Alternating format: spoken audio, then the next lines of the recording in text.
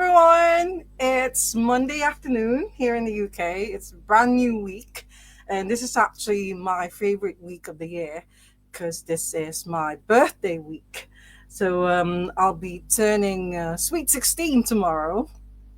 Plus 40. So this is actually I'm really excited about this week, and also I'm starting the week right by chatting to an amazing drummer who I just found out is actually from Stockport, which is a lot better because I thought he was born and bred in Manchester, but he's from Stockport.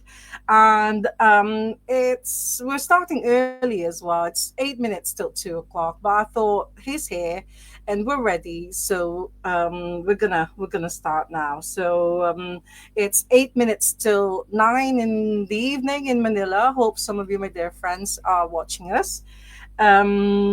Yeah, today's guest, like I said, he's from Stockport, but he's been in loads of different Manchester bands since he was very, very young.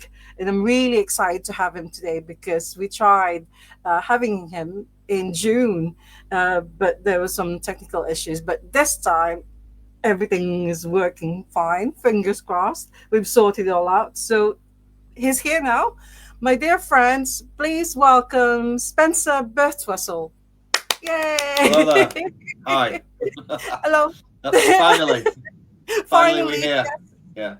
thank you Just so much. it's good to be here at last. Yeah. Yeah, I got. thanks. Yeah. I was quite worried about it. All the technology, that we had, but luckily my son's ill, so he sorted it out for me today. So he's off work, so we're all good to go. Thank you. Yeah. Thanks to you. Okay. So, what's your son's name? He's called Wilson. Wilson. Thank you so much, Wilson, for sorting out the technical, things with He's today's. he's actually named after a drummer, my grandfather. Oh, And right.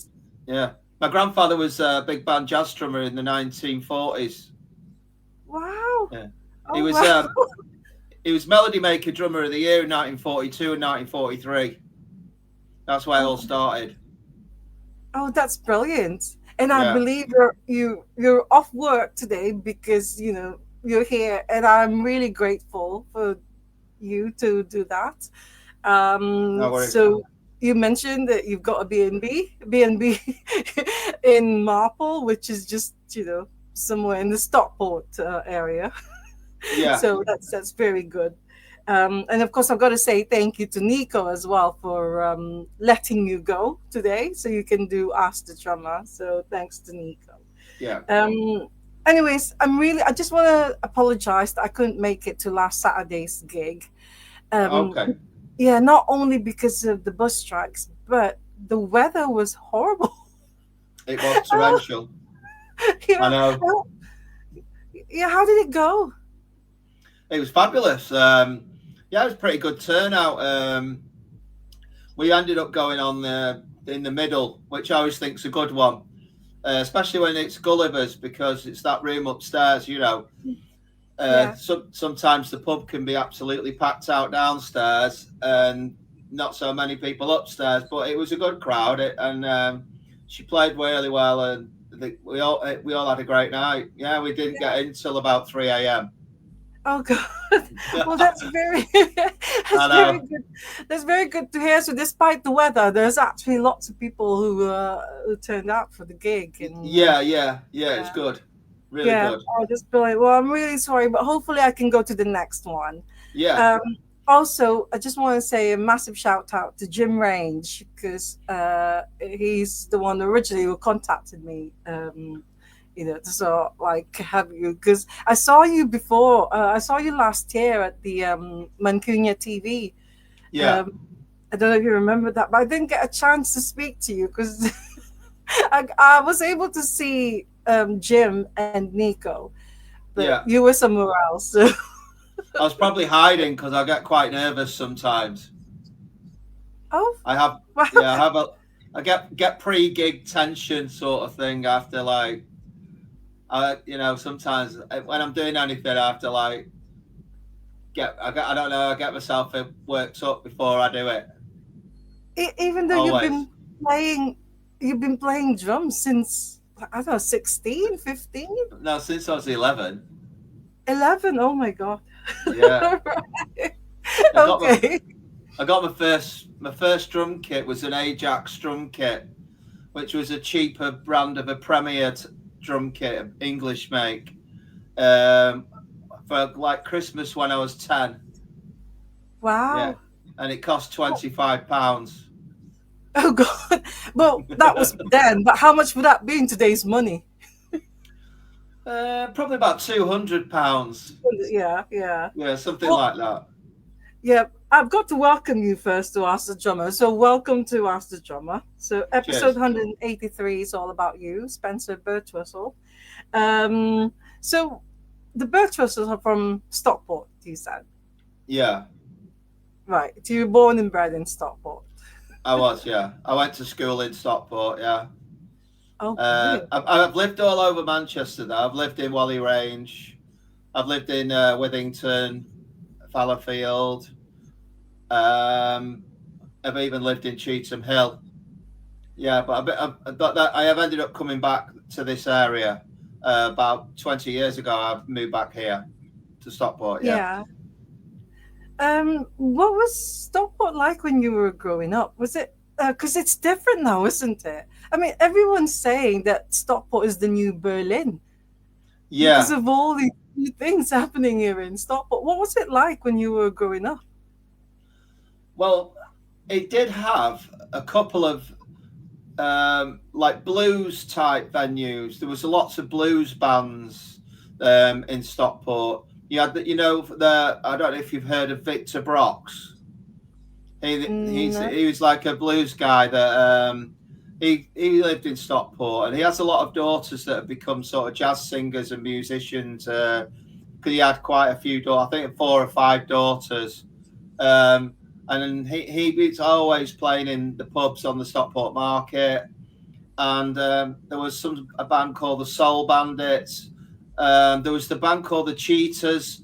It was very bluesy. When I in the 80s, they did there was a few. There was some sort of indie bands, but mainly the biggest crowds that went to watch in the people in the biggest fan group sort of scene was a bluesy scene, I would say. Oh, Yeah. I see. But this was all before 10cc. Well, Did the Strawberry Studios in Stockport because that's sort of like Stockport is famous for Strawberry Studios, isn't it? yeah, I spent a lot of time in Strawberry Studios. Um, I did Interstellar's first album. We did there. We did all the Interstellar demos before we got a record deal there. Okay. And Caroline Ellery, who's called Caroline Gale now, she managed us and World of Twist, and we all came from sort of demoing at Strawberry Studios. But Caroline was the manager at Strawberry Studios in around 1989, and obviously that is owned by Graham Goldman, 10cc. Yeah. Yeah. Wow, I didn't. I mean, this is something new to me. I didn't realize that Stockport's actually blues, so like known for blues music. Because I think this weekend they had the blues festival there, at the Garrick Theatre. Uh, Right. Yeah. I'm not. Yeah. That's what I'm not. I'm not surprised. Yeah. I mean, that's. It was difficult to play anything else to get gigs. I would say I ended up in a blues band myself when I was about 18, and they're still going now. Actually, that they were based in Whaley Bridge, which is oh, I see. Derbyshire, and Oh, they used to be called Permanent Wave when I was in them when I was about 18, but yeah. they're called Route 66, and they're quite big. They've supported Doctor Feelgood, and they play most weekends. That I'm still in touch with them, but I don't play drums for them. Yeah, That's brilliant. I yeah, mean, they're pretty good. yeah, I've actually you signed my 7-inch single of that. I found it at Kingby Records. But I before I can't ask believe you, it. yeah, before I ask you about Permanent Wave, though, so what got you into drumming? Well, you mentioned that your granddad He was like the drummer of the year. But is he your was he your inspiration? Is he still alive? Sorry, is he still? No, sadly, no. He died quite a few Oh, years ago. sorry. Yeah, Yeah. yeah. Um, well, basically, my uncle, his son, was a drummer as well. So, Well, so family drummers. yeah, my uncle played for Tony Christie. You know, the guy from Armadillo. Is it? Yeah, is from this the way to um Amarillo. Amarillo? Sorry. Yeah, yeah. So my uncle Steve played for him in the 70s, I think. In the 70s, he was touring, playing drums for Tony Christie, but he also became a drum teacher. So my granddad wasn't playing drums, but when I was little, my mum used to work in a supermarket, and she used to drop me off at my grand's house. And my uncle Steve was living at home then. Obviously, he was only about 16, 17, and he had a drum kit in his drum room, right? And I used to have to sit on the stairs listening to him drum. He wouldn't let me in the room, so he used to come home and practice, and I used to sit on the stairs listening to him practicing the drums. And Yeah. one day he forgot to lock it because he locked it. He was a bit odd. He didn't like anyone going in there, especially Yeah. me. Especially me. Especially you. Okay. So I got the bug, you know. One day he left it unlocked, and I got in there, and I was sat on the drums, you know, hitting the drums and that. And he came back. He came in from school, and he went absolutely mad at me. And like Oh, I was only about 4 years old, right? And I was like, wow, you know, I wasn't even really doing anything, but he was a bit sort of, I don't know, not a very nice lad, really, to be honest. Not a very nice uncle. So, so I think that's what gave me the bug. It made me yeah. it made me determined to play the drums. And literally, my mum got me a trumpet. I didn't like it, couldn't blow it, couldn't do anything. I just said, I want a drum kit. That's it. So she got me a drum kit for Christmas, Yeah. Yeah. and then Yeah. started playing. Then had some lessons off my uncle. Couldn't stand his taste in music though. So like he used to get me drumming to records, but it was things like Chicago, Gallagher and Oh, Gallagher and Lyle, yeah. Breakaway, you know, and bit of Phil Collins. That was all right. But I went for drum lessons for about probably 3 years with him. You know, learned all the techniques, went through the Buddy Rich snare drum rudiments but that was Yeah. his Bible. You know, doing paradiddles, single paradiddle, double paradiddle. You know, or Yeah. inside and out and everything. Did all that. You know, uh, and then I started listening to John Peel. Yeah, as I was getting to sort of 14, 15, and then I just started drumming to things I liked, which is like a certain ratio, Echo and the Bunnymen, Yeah. you Yeah. know, stuff that I'm picking up off John Peel, really, and I quit the Yeah. lessons. So, Well, yeah. what did your uncle say? I mean, is he still alive or Yeah, he is is, yeah, yeah. yeah. He does, yeah. Um, I just didn't, I, I didn't really, I don't play like him. He played very lightly, and he was very, very technical, really technical. I mean, Oh we, yeah, yeah, yeah. we used to go to watch Buddy Rich and his orchestra every single year. He used to play Oh at the Davenport Theatre in Stockport. It's gone now. It got knocked down. It's where the Stockport Grammar School is now on the A6 in Stockport. yeah, But yeah, yeah, but me, my uncle Steve, and my granddad always went every year. Buddy Rich used to come, and we'd always go, and we'd go and watch him, and it was wow, mind blowing. What, like, unbelievable, absolutely. I mean, I don't know if you know your Buddy Rich, but yeah. anyone Okay. out there, listen to Buddy Well, Rich. well, I can't believe that he came to Stockport every year. When was Yeah, he this? What, did. in the 80s? 80s, 70s, 80s, was it? I would say mid 70s up until when he died, because he I think he died of a brain hemorrhage. He wasn't that old.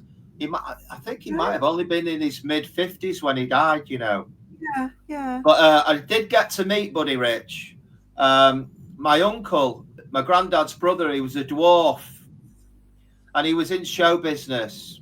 He had a comedy act, and my uncle Ivor and this guy called David, they ended up in America in show business, and they ended up doing like tours and stuff, and they got to open up for like Buddy Rich at certain places like Atlantic City and stuff like that. So Oh, there was wow. one year when my uncle Ivor came to the Davenport Theatre to watch Buddy with us. And when the gig finished, he went straight up to the stage door. Security was stood there, and that he goes, "Go and tell Buddy Ivor's there." So he went and told him. Next thing, we're in Buddy Rich's dressing room, and Oh, like, wow. and Buddy Rich was sat there like I met him. It was unbelievable. I didn't even know what to say. I didn't even ask him for a pair of drumsticks. I just looked at him. You know, he was just sat there with all these towels all over him. Like So no selfies in those days, no photos. No. Oh, what a shame. No. Because Buddy Rich was always famous for wearing like pale sort of crew neck jumpers in pink or pale blue or something like that. And his drumming, he used to sweat like mad, like really sweating, because I don't know if you've seen him play, but man, he did like an hour and a half of intense drumming, Oh my really God. intense. Yeah. Fantastic Yeah. though. Yeah. Yeah, because he's like, a lot of the drummers would tell you that he's the inspiration. They watch him in all these like paradiddles and everything. It was like, so you've learned all that. I mean, like he used to play the hi-hats upside down and stuff. He used to play them underneath. He's like playing them on the top and then playing them underneath. And then instead of having a double bass drum pedal, he'd be hitting the stick on the bass drum skid and doing like double bass drums with his stick like that, while doing loads of other stuff. And like things that you don't see people do, because they can't do it. People don't. People. I've seen any drummer that plays like that guy ever. Wow. Never ever. I don't think there's a drummer that's ever had that technique that I've seen. You show me one. You prove it.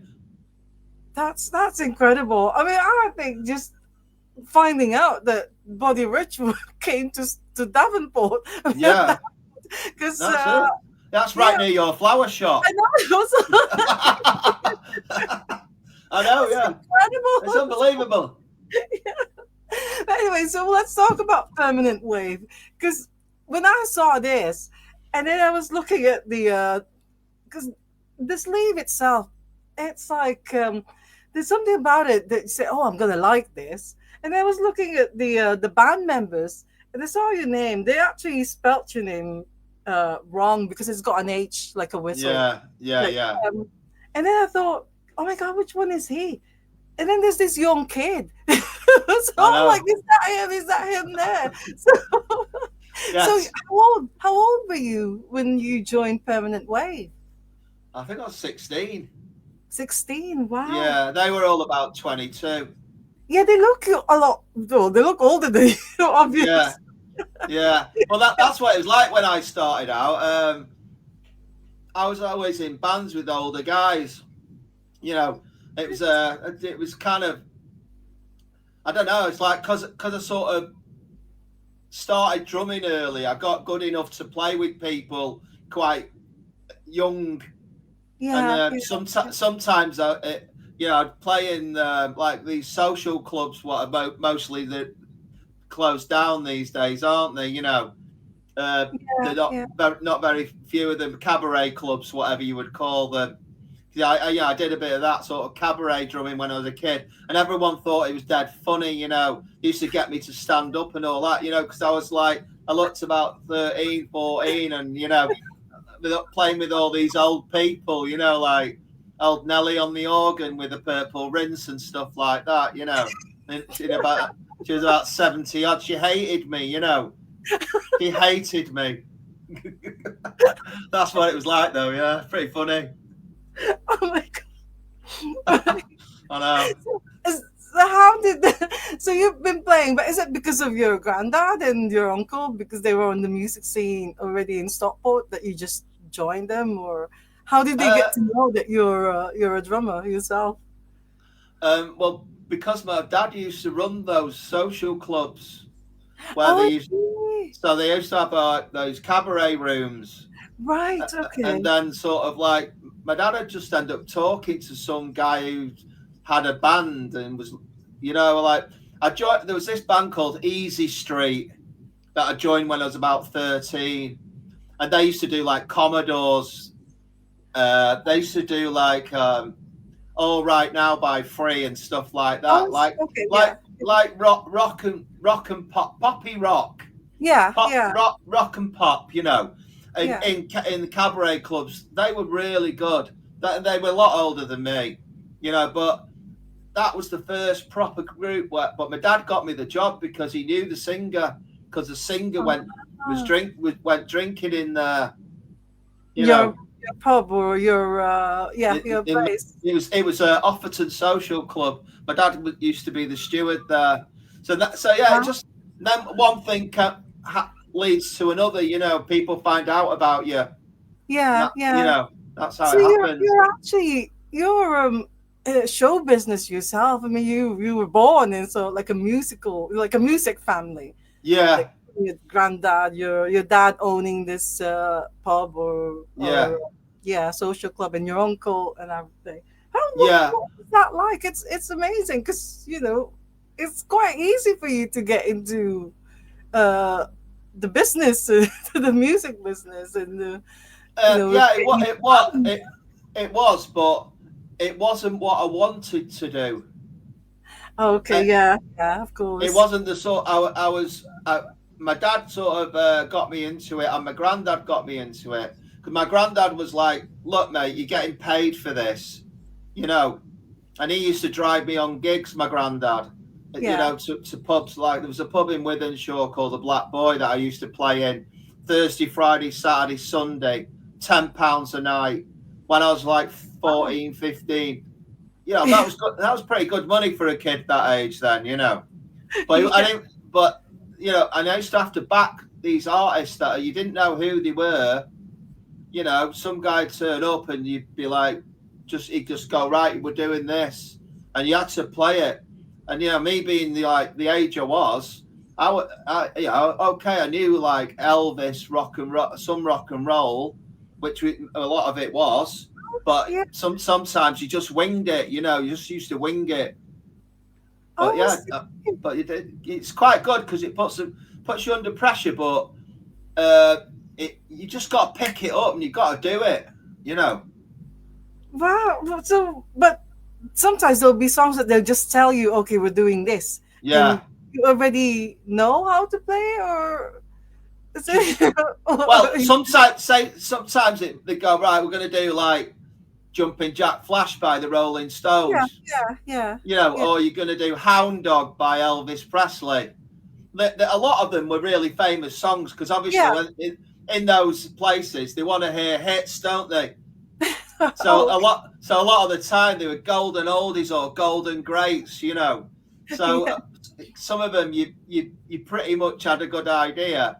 It's only when you come across an artist that was say particular in one sort of genre where it could come unstuck, where you had someone who's obsessed, you know, with let me think about it, like someone like Dusty Springfield or something like that, oh, or yeah, you know, someone who just wants to be that sort of thing and shoves a load of sheet music in front of you and said, "We're going to do all these," and then you're like, "Oh my god!" and you don't know any of the songs. That happened to me one time. which What song was it? Which I song can't did you say? remember what she was obsessed with. There was this woman. She was in her 50s and I was about 17. I was just driving there. I drove myself there She was like a tribute act more, but even though they didn't really have them in those days, but she kind of like she was obsessed with this particular artist, and I couldn't do it.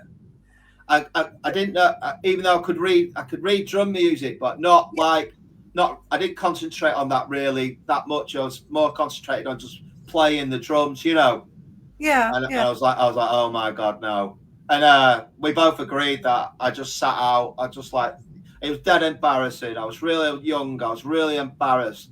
I didn't know what to do. I felt like just putting my drum kit in the car and going home.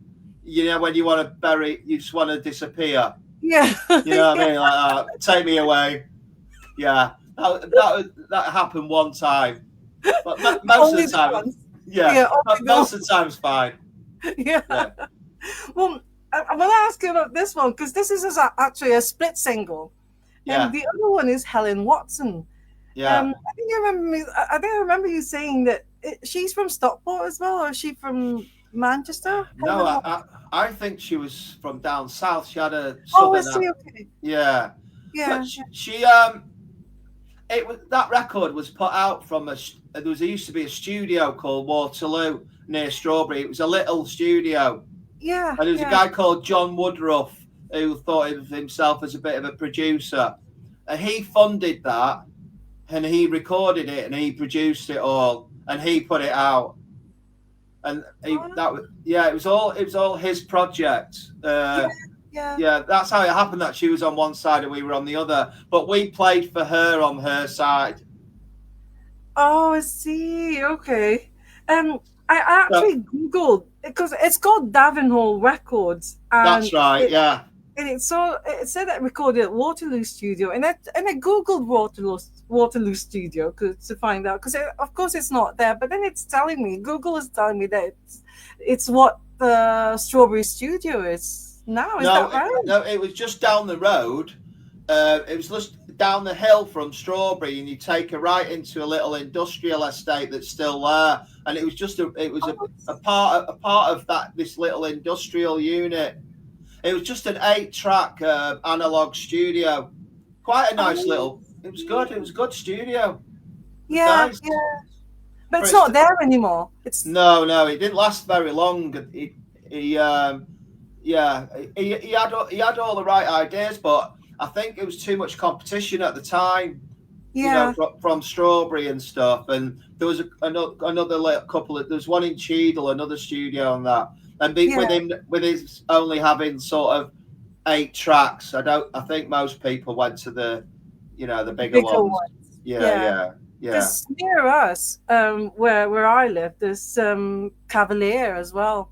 That's But right. Yeah, yeah, yeah, but that's gone now as well because right, the owner Lowell Cooper he sold it, so it's now like a block of it's flats. right. Yeah, In there now, but it's yeah, still called Cavalier.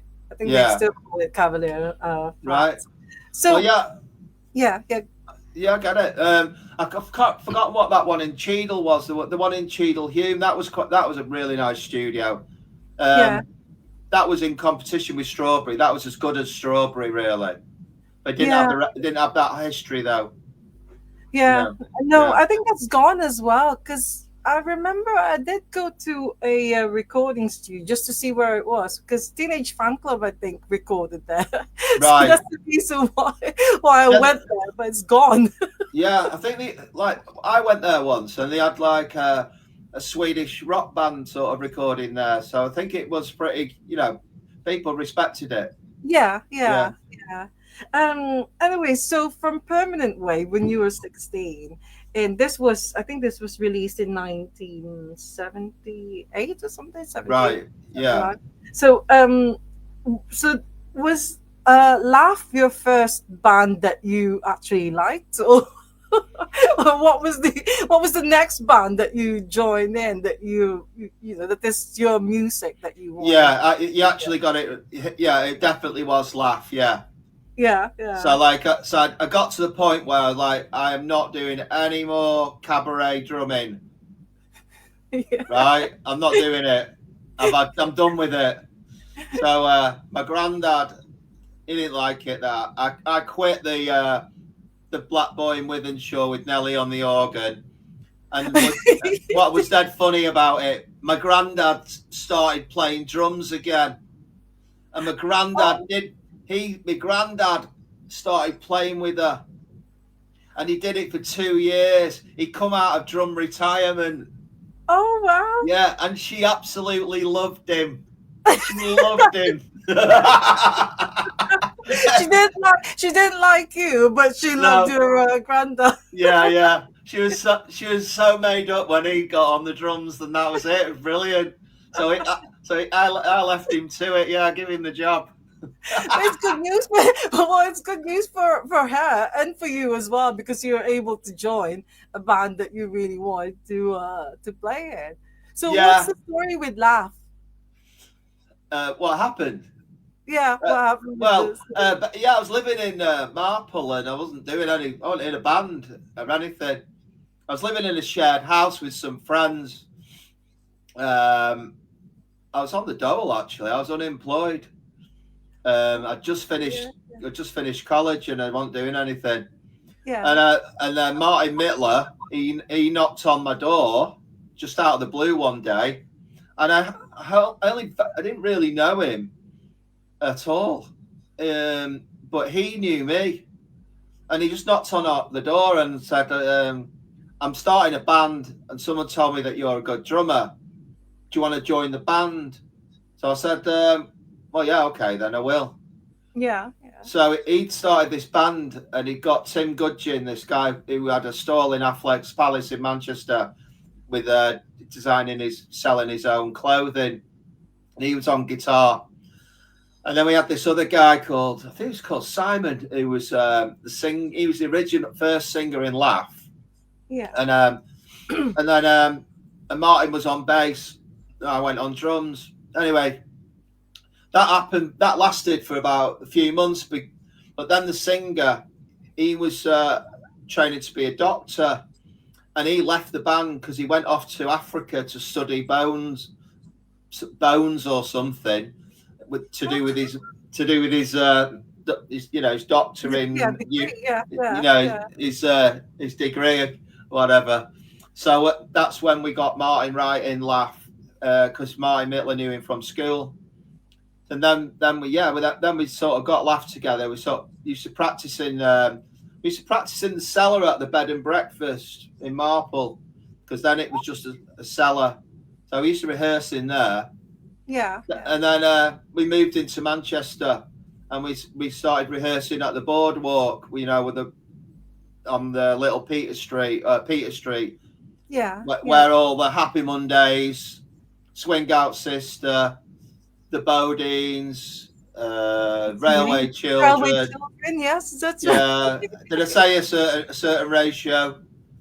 Oh, Yeah, loads of bands, loads of bands. All used to have rooms in the cellar underneath there. Plus, they had that venue upstairs. yeah, yeah, So yeah. that was a good thing, because then you could get a gig there as well. So Yeah, so it must have been really exciting for you then that you're part of this music scene that you wanted to be in instead of being in Stockport in, yeah, in yeah, cabaret or whatever. like total change. Yeah, like sort of let's all play. Let's all be in an indie band. Make some indie music. Yeah, yeah. And oh, let's all be skint, because we don't. You don't get paid for being an indie band, do you? You know what I mean? So yeah, we all had to club together to pay for the rehearsal room. We all had little job. We ended up working in Affleck's Palace, and we used to sell shoes for Red or Dad, Wayne Hemingway, and then it was all that scene, and then we got some John Peel sessions, and Yeah, we used to do like university gigs. We used to play all the little clubs all around, yeah. all over Britain, really, everywhere. Used to just get a transit van from Salford Van Hire, jump in the That's, back of that, throw all the gear in. so you didn't miss the money side though, because you were earning like £10 a night at the time when you were only little, and then Yeah, no, I know, you yeah. missed that side of the being a musician. No, my granddad used to say to me, "What are you doing this for?" I said because I want to. I like this sort. I like this sort of music I'm doing. I don't really want to do the cabaret scene anymore. Yeah. He said, "Well, if you'll work for nothing, you'll never be out of work." Oh, Yeah. well. I suppose so. Yeah, yeah. If you work So, for so, nothing, you'll so, never. yeah. So pretty much that's what I've done for the rest of my life. Yeah. No, I have been paid sometimes, but yeah, not really done it for the money, to be honest. You know. Oh, we've got Jenny. Hello, Jenny. I'm really glad that you're here because, yeah, the last time when we posted that you're going to be on the show, Jenny was also excited to see you. But Jenny said, uh, also, I think she spent her time working in Affleck's as well. So probably Yeah. that's Jenny we met. Stevenson. Yeah. Hi, Jenny. Yeah. No, she used to go and get our coffees. Oh, is it? Yeah. Right. She used to go and get our coffees and sandwiches. Oh, brilliant. Yeah. Affleck's. So it's all in Affleck's when you're Yeah. working there. Yeah. Yeah. Jenny used to be a goth. She was into the goth scene, and yeah, me and Martin Wright, the singer, we used to work on the Red or Dead stall next to her. We were selling all the Doc Martens, kickers, and all the other shoes that were fashionable of that. You know, pre Manchester and the Manchester scene as it came Yeah. out. You know, Doc Martens and everything. Yeah, Jenny had her little stall what she used to work on. It's pretty funny. Known Jenny a long time. Yeah. Well, Jenny said that she was too goth for all of you for you lot. Yeah. She's meant to be working, but I'm really glad that you're joining us live. But the first time I've heard laugh actually is from this compilation. All Um, right. yeah, it's a Manchester North of England that was produced by Cherry Red. This is an absolutely amazing All right. box. I've not got that. There's like 7 CDs of this one, and it's Manchester music from 1977 until 1993. Although I must say it's greater Manchester and beyond because Yeah. Bradford, who's from Burnley, I think, they're from they're in there as well. So Yeah. all of the people, like the Railway Children, Yeah. they're also included in this one. So there's I think there's number 5 where you have the Time to Lose It, which is Yeah. The John Oh. Peel session.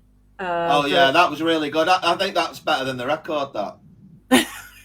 It's right, okay. Maybe that's the reason why they chose it for this No. compilation CD. It's just something about it just came out good on the day. You know that whole session that we did that second one.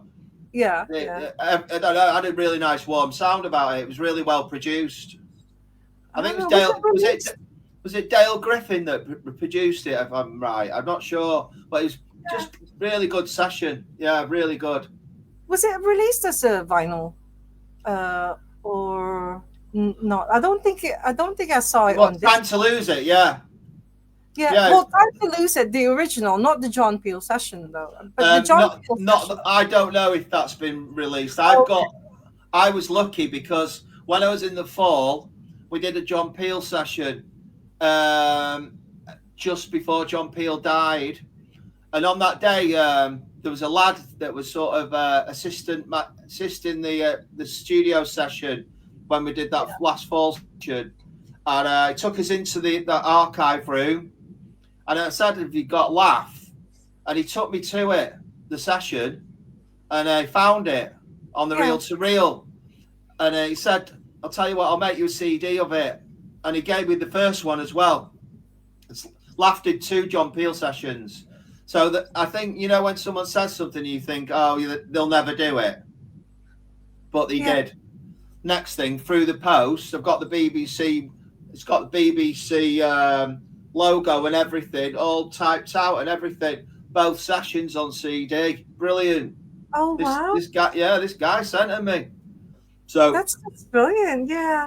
Well, do you know that there are so many? There's company, record company who does all these John Peel sessions, and he's bringing them out and on vinyl. A lot of them are Really? like on 10 inch. Yeah, so I think that's one thing to look into is getting laugh John Peel sessions, especially if there are two of them.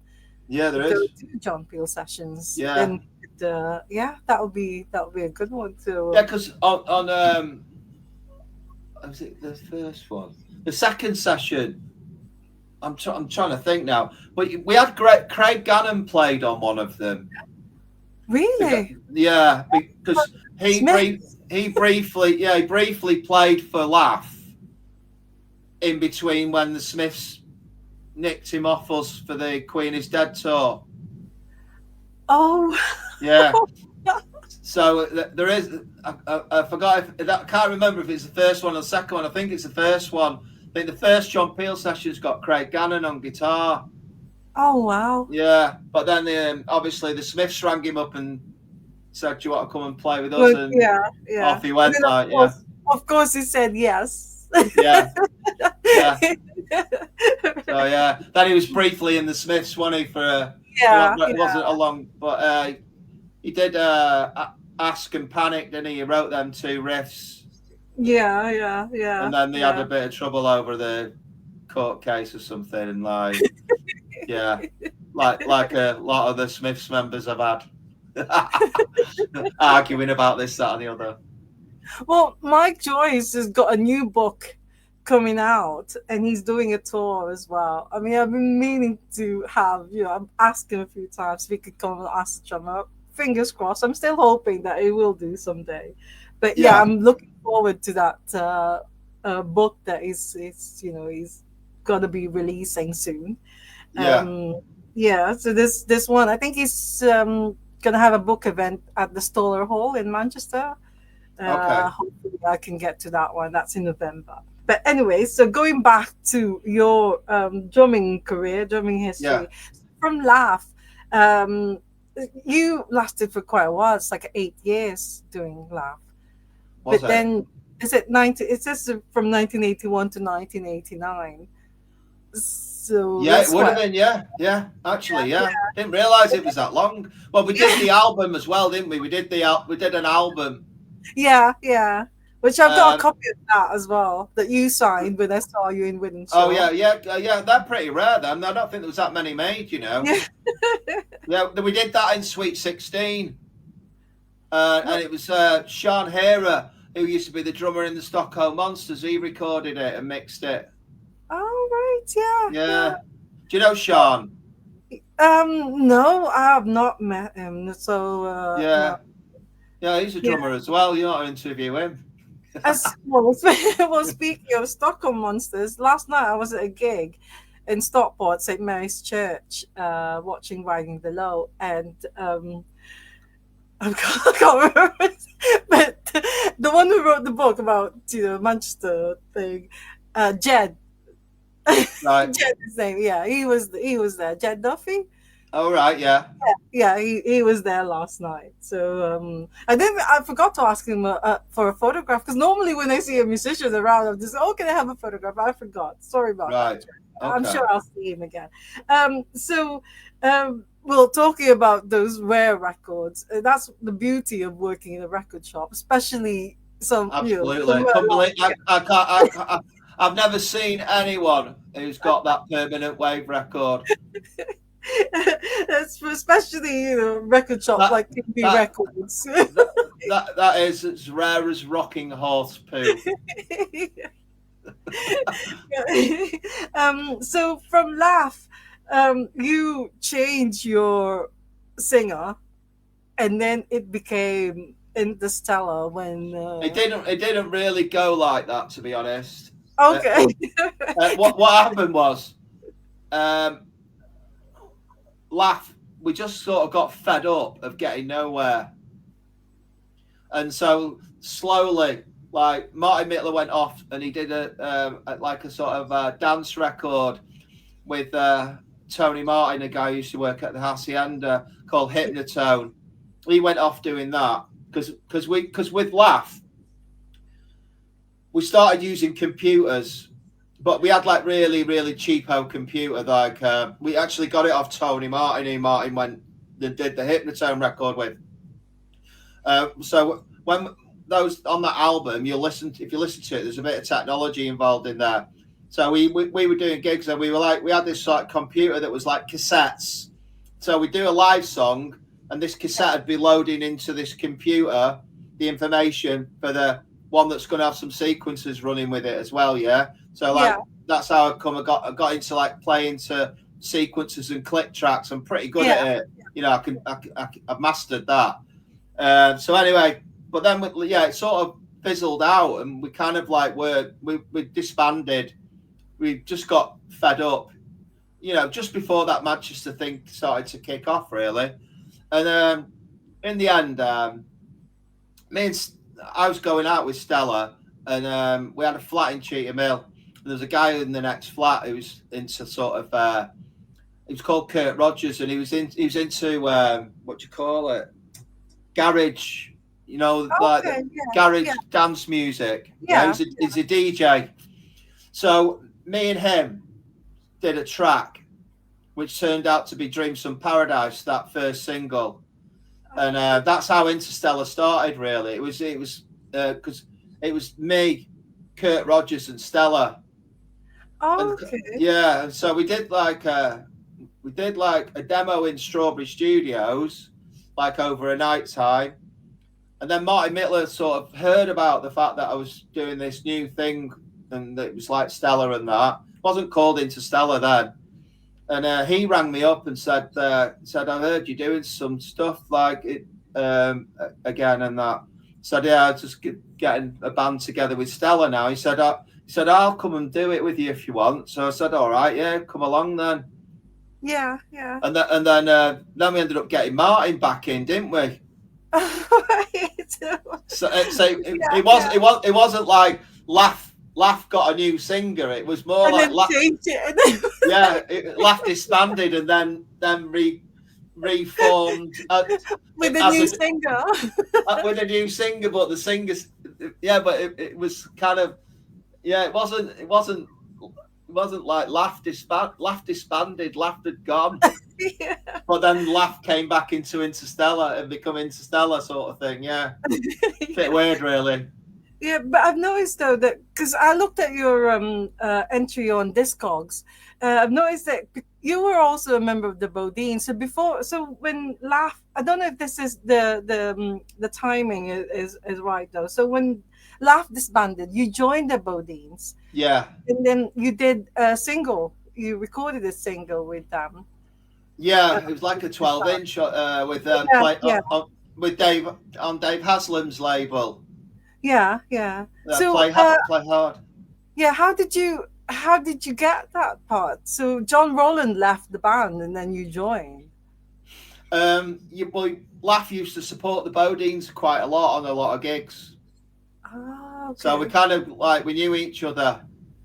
And I think it was like Bruvs really, Paul Brotherton, and Mick Ryan. That I got on that well with the pair of them, you know.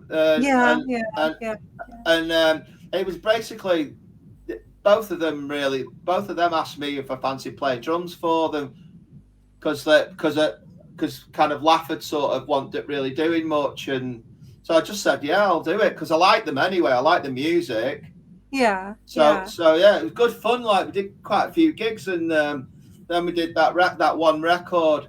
Yeah, yeah. But Bruvs and Mick Ryan, they fell out with each other. Okay.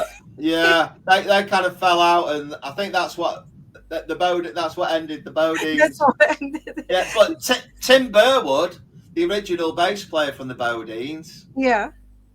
I'm in touch with him loads now. He texts me all the time. He's been to nearly every single Nico gig. Oh, brilliant! Like, I think he might have missed one or two. Oh, that's brilliant! And like he was there on Saturday. Yeah, he's it's like I'm really in touch with him still. Like and Bruvs as well. Bruvs has always messaged me. Paul Brotherton, yeah. Yeah. Well, I should remember that. So next time I come and see you, then I will bring my Bodines records and get them to to sign it. It was really funny because recently I went to see John Rowland. Cause we got a friend from the Philippines who came over, and then he's also a big fan of the Bodine. So I asked John Rowland if he could come and meet us and things. And I remember saying to him, I just realized that on one of the records, Decide, that 12 inch. Yeah, I asked him to sign it, but it's actually it's actually you that should ask to sign on that yeah, because they didn't play on that one. But yeah, no, yeah, because well, speaking of John Rowland, they've got a new band with James Knox of the Waltons. okay, Yeah, and they're called Alta Zuma now, and they're playing at night and day. This is just to let people know. yeah, okay, Yeah, they're playing at night and day on Wednesday. oh, That's cool. Alta Zuma. Yeah, so Oh, that might be worth seeing. yeah. Because I remember the Waltones because the guitarist from the Waltones is the guitarist in the Charlatans. Oh yeah, Mark. Yeah, Yeah, Mark is yeah. that's right. I think Because that's a we wanted to get Mark in Laugh. oh, I see. Yeah, we asked him to join us, but then the Charlatans asked him to join them, and he went with them. Oh, I So didn't. yeah, we were trying to get him. We were trying to get him in our band, but then the Charlatans said, "Do you want to come?" They got him in theirs. Yeah, Oh, wow. and he's got. He's never looked back, has he? Though, because he's been in the Charlatans for about God knows what 25 years or something. I know. Yeah, Yeah, it's done really fascinating. well. Well, I just really find it fascinating all this connection with all these musicians. Because Yeah, yeah. But it yeah, was because like Manchester was like that though. Everybody used to know each other. There was only about 4 or 5 places to go, and everybody went to all of them. So yeah, that's everyone, and especially if you're in a band, everyone used to support each other, or go and watch each other and stuff like that. It was a very, very, it was almost like a village sort of mentality, really. yeah, Not, yeah, I know it's a lot bigger now, and there's a lot more venues, but I still think they've still got a bit of that character, though. yeah. So do you still feel that all these Manchester bands are supporting each other and watching each other's bands and going to all the gigs and stuff, or was it now maybe just not many people come out anymore and support the other That's a, Manchester bands? I think it's difficult to get people out of the house these days. I suppose so. Yeah, Oh yeah, yeah, everyone's lazy. I don't know, but it's not just that. I suppose it's I don't know. I think. with the Oh, internet maybe and or yeah, but I suppose also like it's pretty expensive to go on a night out these days, isn't it? You know, yeah, yeah, it can. yeah. If I go out, I always spend 100 quid. Do you know what I mean? So probably spent more than that on Saturday. Especially when you go to Gulliver's because you end up downstairs, don't you? That's Yeah, right. Yeah, it always goes mental every time I go there. I love it though. Love the place. yeah, Uh, it's that, really them yeah, them sort of venues. They're really really important. Like I know people are sort of saying these days, but people should go out and people should go to gigs, and people should pay to go to gigs, and they should, they got to keep. I know everyone's saying it, but it is true.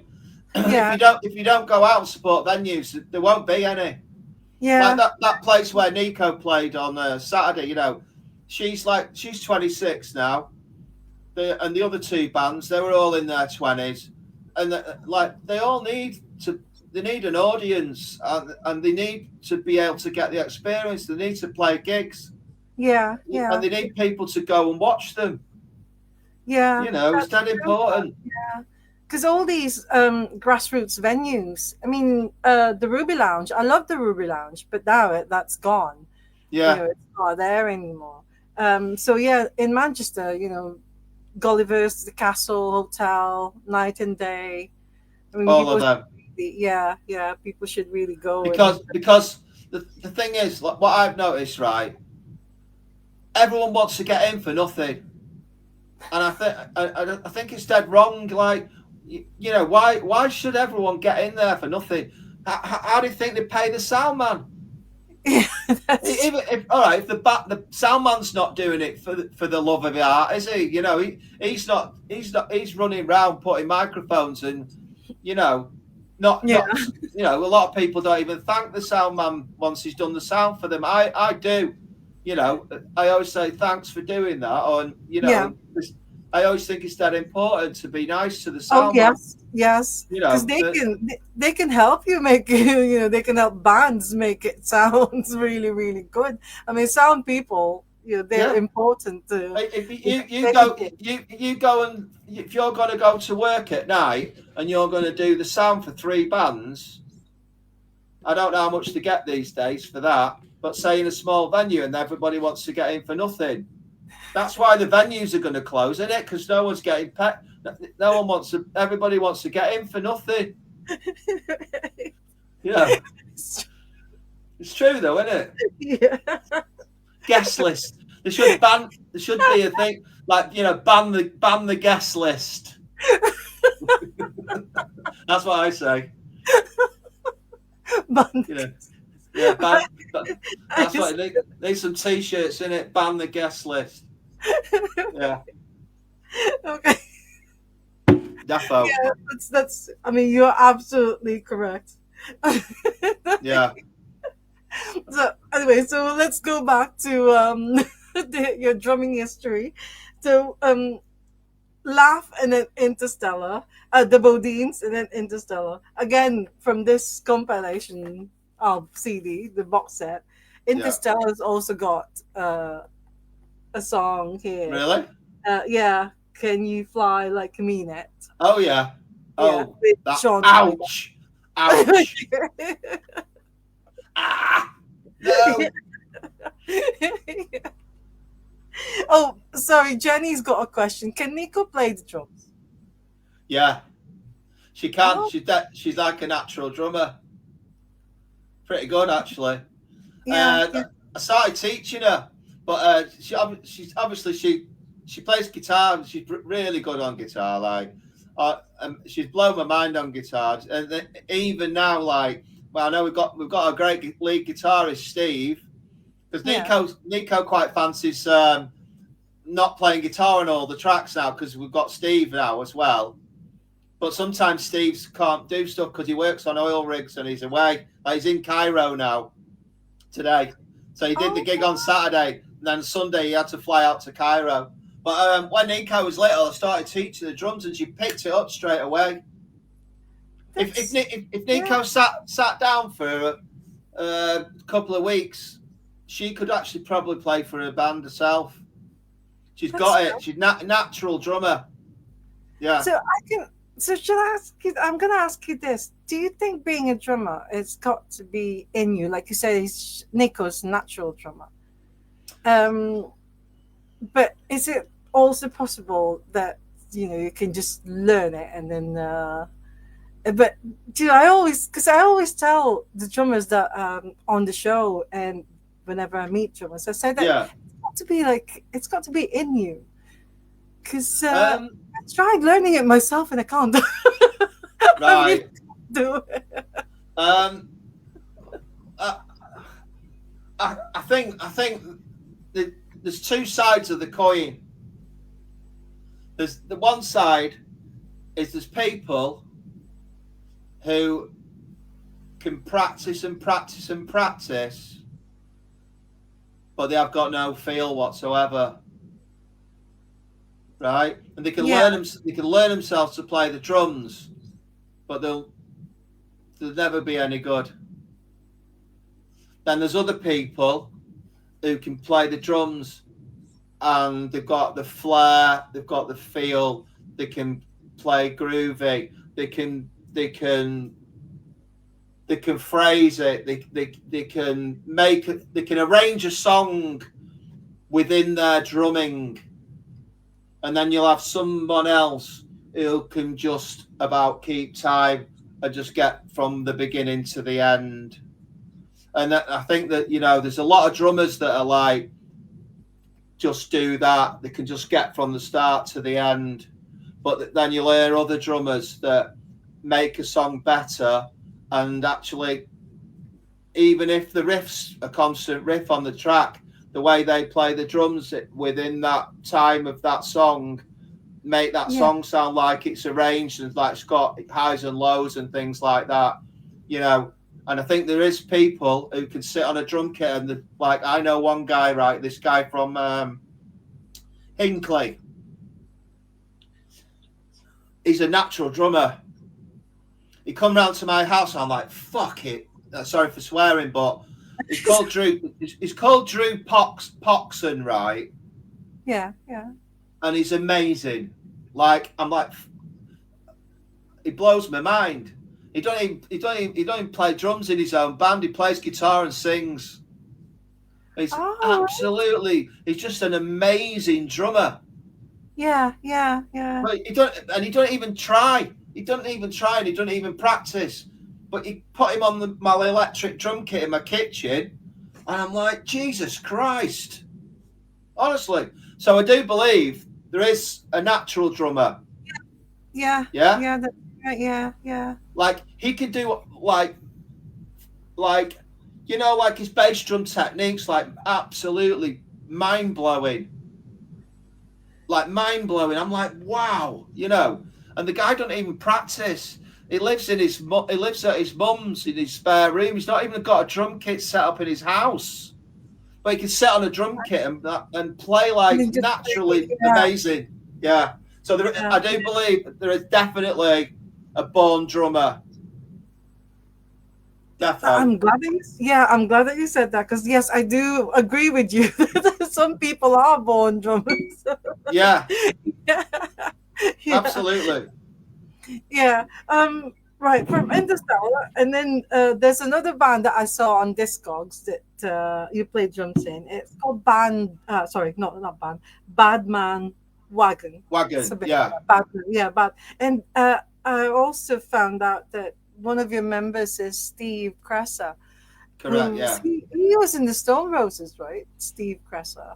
Well, he briefly sort of, yeah. He's well, Cresser was the guy that started the Flair scene off, wasn't he? Started the Manchester scene off. Yeah. You know, Cresser was the guy that used to walk around in pink flares when nobody else was wearing flares, you know. Yeah. Well, Dave Haslam wrote a book about Cresser, one of his mini books. Yeah, but he's well remembered as like part of the Stone Roses. Well, yeah, because he's big mates with John Squire. He's mates with Manny and Ian Brown as well. I don't know if he's mates with Rennie or not. He didn't talk about Rennie much, but I became friends with him, and we started like a reggae drum and bass kind of band together.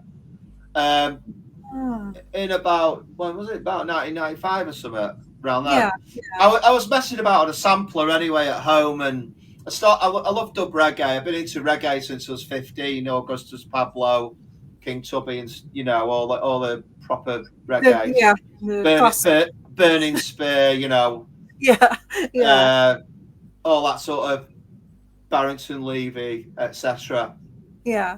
So I was messing about on a sample. I started getting some dubby tracks together. And Cresser used to come round to our house, you know, having a smoke and a drink and things like that. And I just had this track, and I just said, "What about you doing some singing on this, or whatever you want to do on it?" So he goes, "All right, yeah, I'll have a go at it then." Yeah, okay. So we had this track, and I did a bit of it. He did a bit on it. Sent it to Rob Gretton, didn't I? You know, as in Rob's Records. Yeah. Yes. Anyway, I didn't think I'd get anything back. But one day he phoned me up, and he said, "Spencer, that cassette that you sent us, or give us, or what, I can't remember whether I took it there or what." He said, "I quite like it." He said, "I'll give you some studio time if you want." I said, "All right, okay, cool." So he put us in a little studio with Andy Robinson in Ancoats, and we did the "Do You Love Reggae Music" track. There's loads of samples in it. Then Cresser sort of, you know, did his bit over the top. Stella did some singing on it as well. And Yeah. then Rob Gretton goes, "I'll put that out. I'll just put it out on a white label." So I think he did a couple of thousand copies on a 10-inch white label. Anyway, they all sold. It sold out. Like, just, it had a couple of reviews. It had a pretty decent review in the Enemy. Yeah. Yeah. So then we did another one, Chronic Sonic Hydroponic Tonic for the Masses, and Rob put that out. He did the same again, just a white label, couple of thousand, and they all sold again. So then we Yeah. thought, so then I was like, right, Cressa, this is getting pretty good. This, like, let's maybe think about, we'll do an album. So Yeah. we started getting more tracks together. Anyway, next thing, unfortunately, Rob Gretton died. All right. Right. So then Yeah. we didn't have a label, or we didn't have anyone supporting us.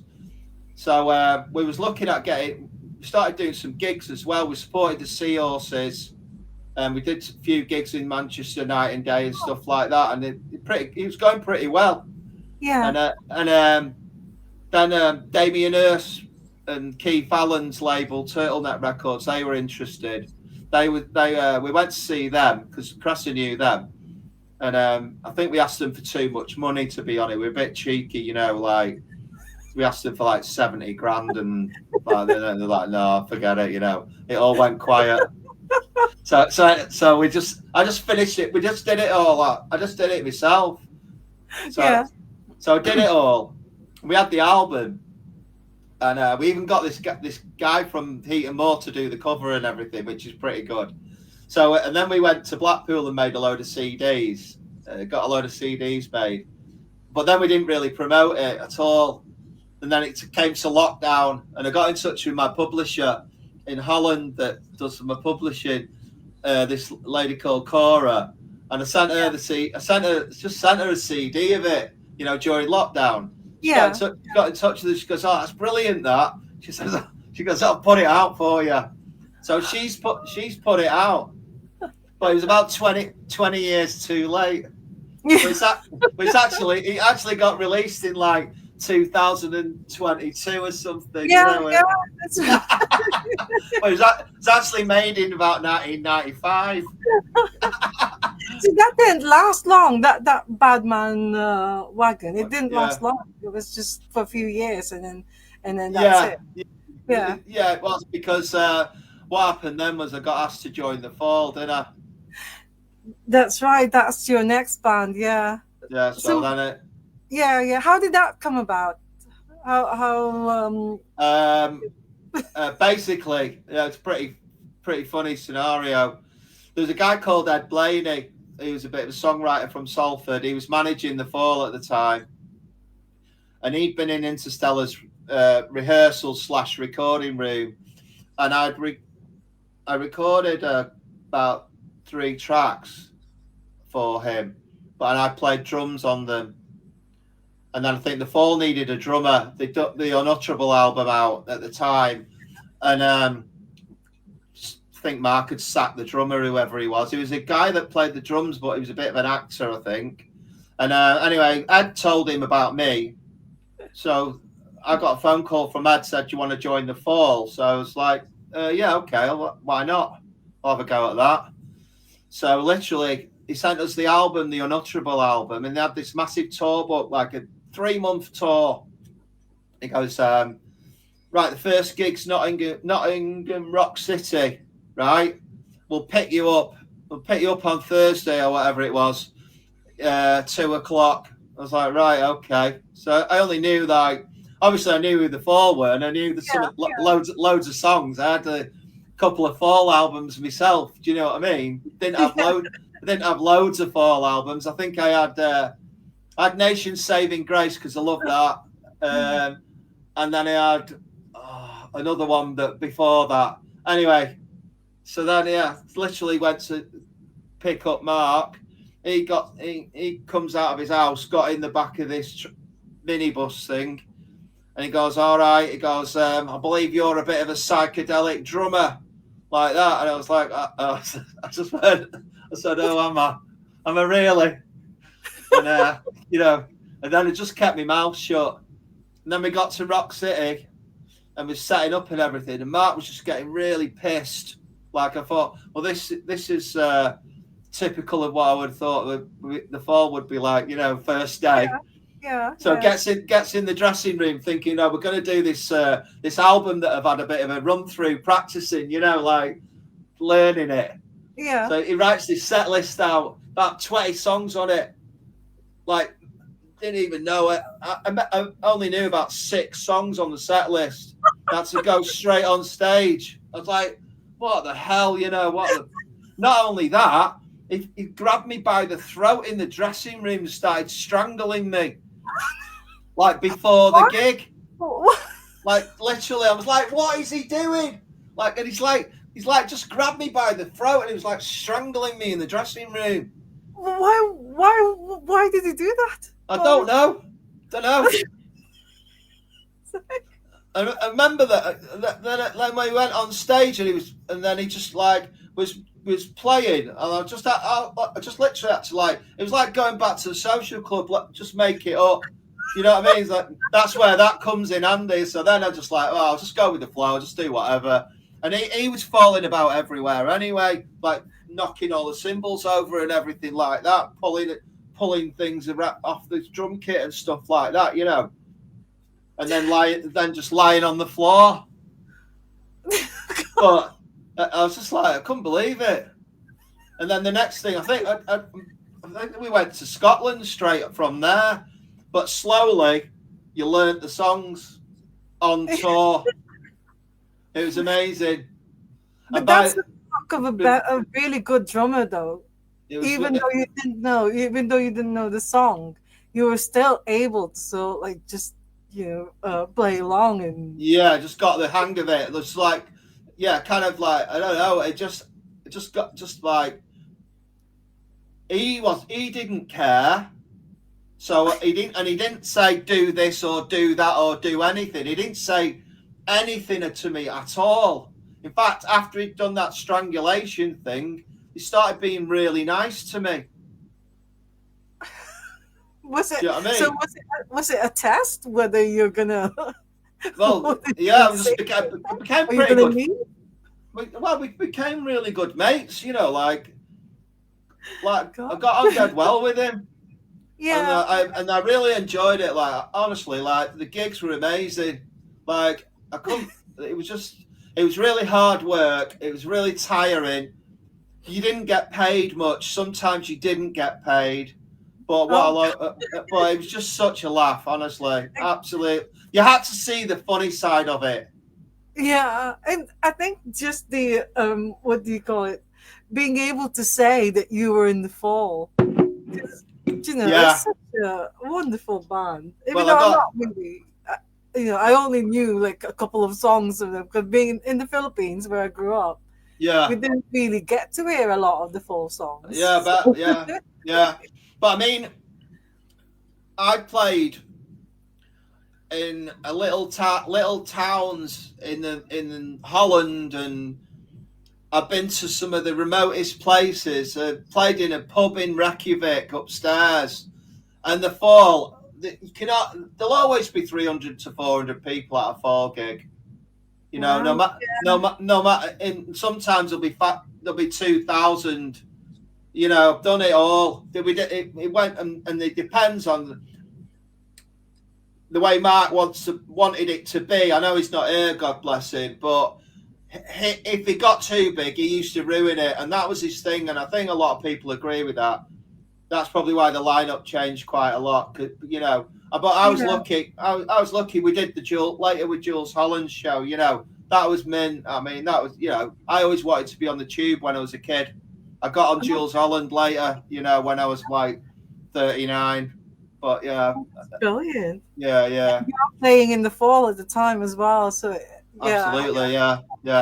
And it was dead funny because Mark was taking the mick out of Jules Holland, like Mark said, Mark said, I said, how come you agreed to do this then? Because I sort of mentioned it to him about a month before it actually happened. I must have planted the seed in his head because I said, why don't you ever do any TV?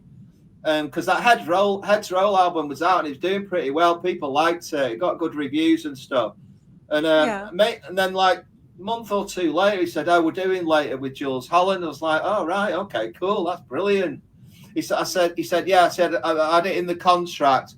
I'll only do it as long as Jules Holland doesn't play keyboards with us."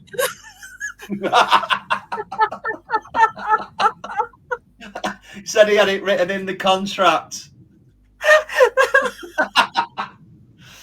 That's brilliant. You have to watch the video though, because Mark gets on the keyboards. It's brilliant. It's really funny. It's hilarious, mate. Honestly, it really is. I can understand now why, because I googled it. The Fall had 15 drummers. Yeah. Together. Yeah. It's like there's so many. There's a lot of drummers. But you know, you get people saying that in Manchester or everyone in Manchester was a member of the Fall. Yeah. Yeah. I know. I've got a T-shirt. It's in the drawer in my bedroom. This is my son's room. But I've got a T-shirt. I used to be in the Fall, and it's got a suitcase. You know, like your bags are packed because you're not going to last that long anyway. You know what I mean? You might think you're in the Fall, but you might be only in the Fall for like a few minutes, and then that's it. Yeah, might be 6 months, might be a year, might be 2 years, but lucky if you get 2 years in the Fall, I reckon.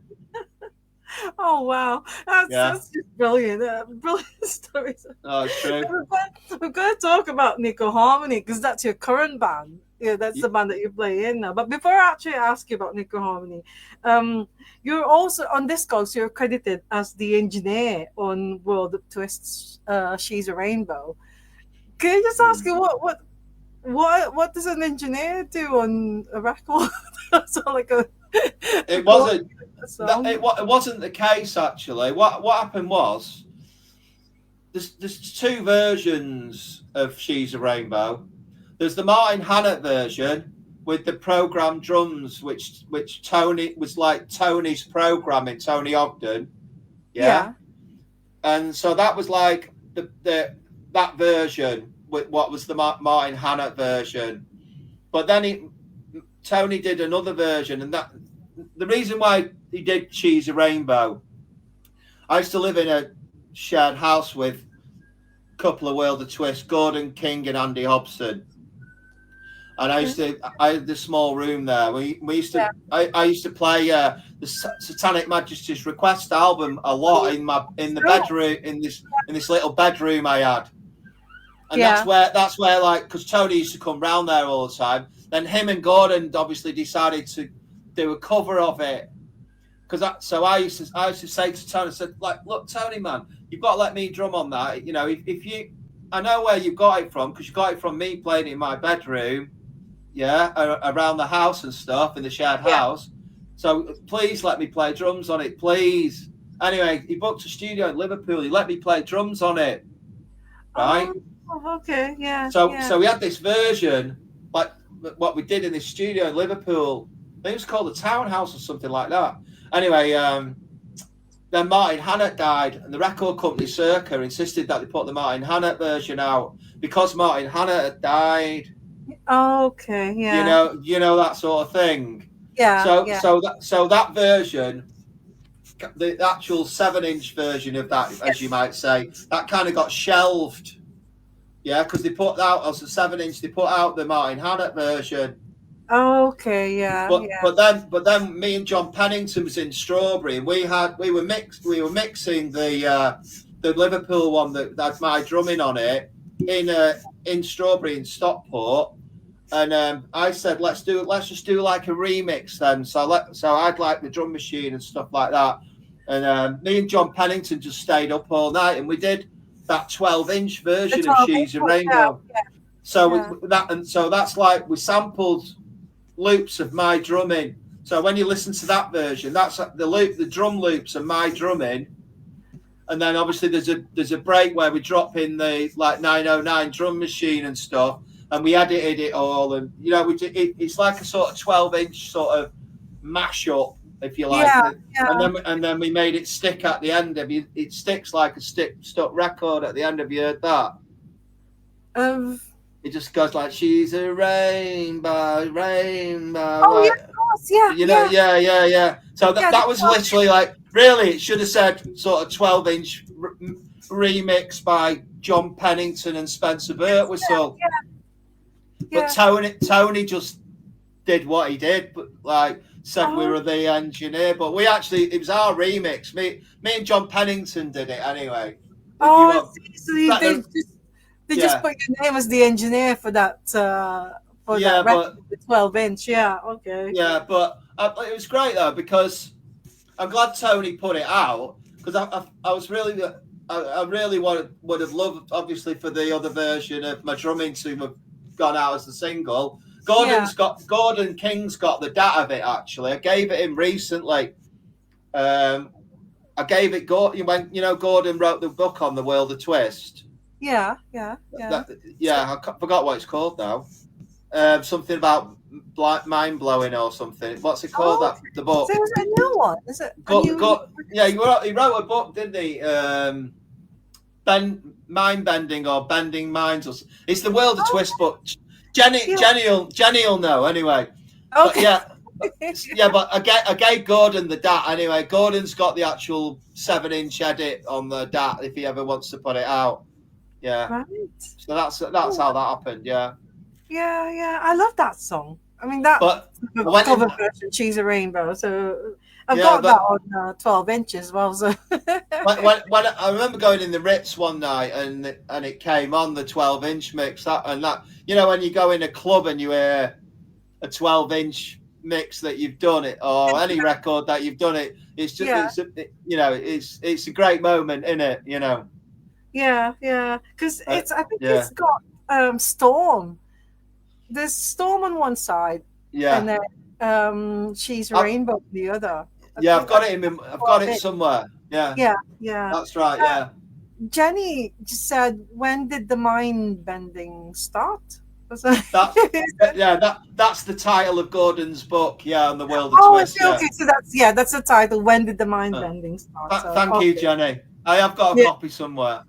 right. Okay, so now Nico Harmony, because I know we've been chatting for about an hour now, more than an Okay, hour. yeah, So yeah. Nico Sorry. Harmony is we've got to. Oh no, no, thank you so much because it's like Okay. absolutely fascinating all your stories and everything. So I mean, I know that you have been busy with this new band, Nico Harmony, and I've got to say, so Nico is your daughter, Yeah, and her mom is Stella Grundy, because I've got to say that she looks very much like Stella.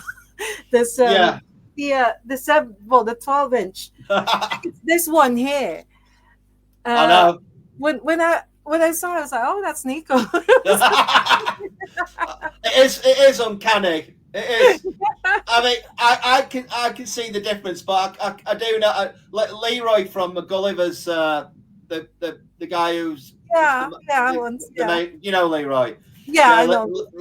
Leroy said he saw a clip of a footage of Nico singing live from the Withenshaw gig. The Badly Drawn Boy one, Yeah, yeah, where you were there. yes, And he said, I couldn't believe it. He said, I thought it was Stella, but but I see the difference. But yeah, it is. Yeah, I know what you mean. It's mad, isn't it? yeah. Well, you've been doing lots of gigs, and Yeah, quite a lot. Yeah, how did it come? How did it come about? How did the Nico Harmony come about? it's Nico's band, really. Nico's Nico. Nico is Nico Harmony. We're just her band, at the moment. It's her career.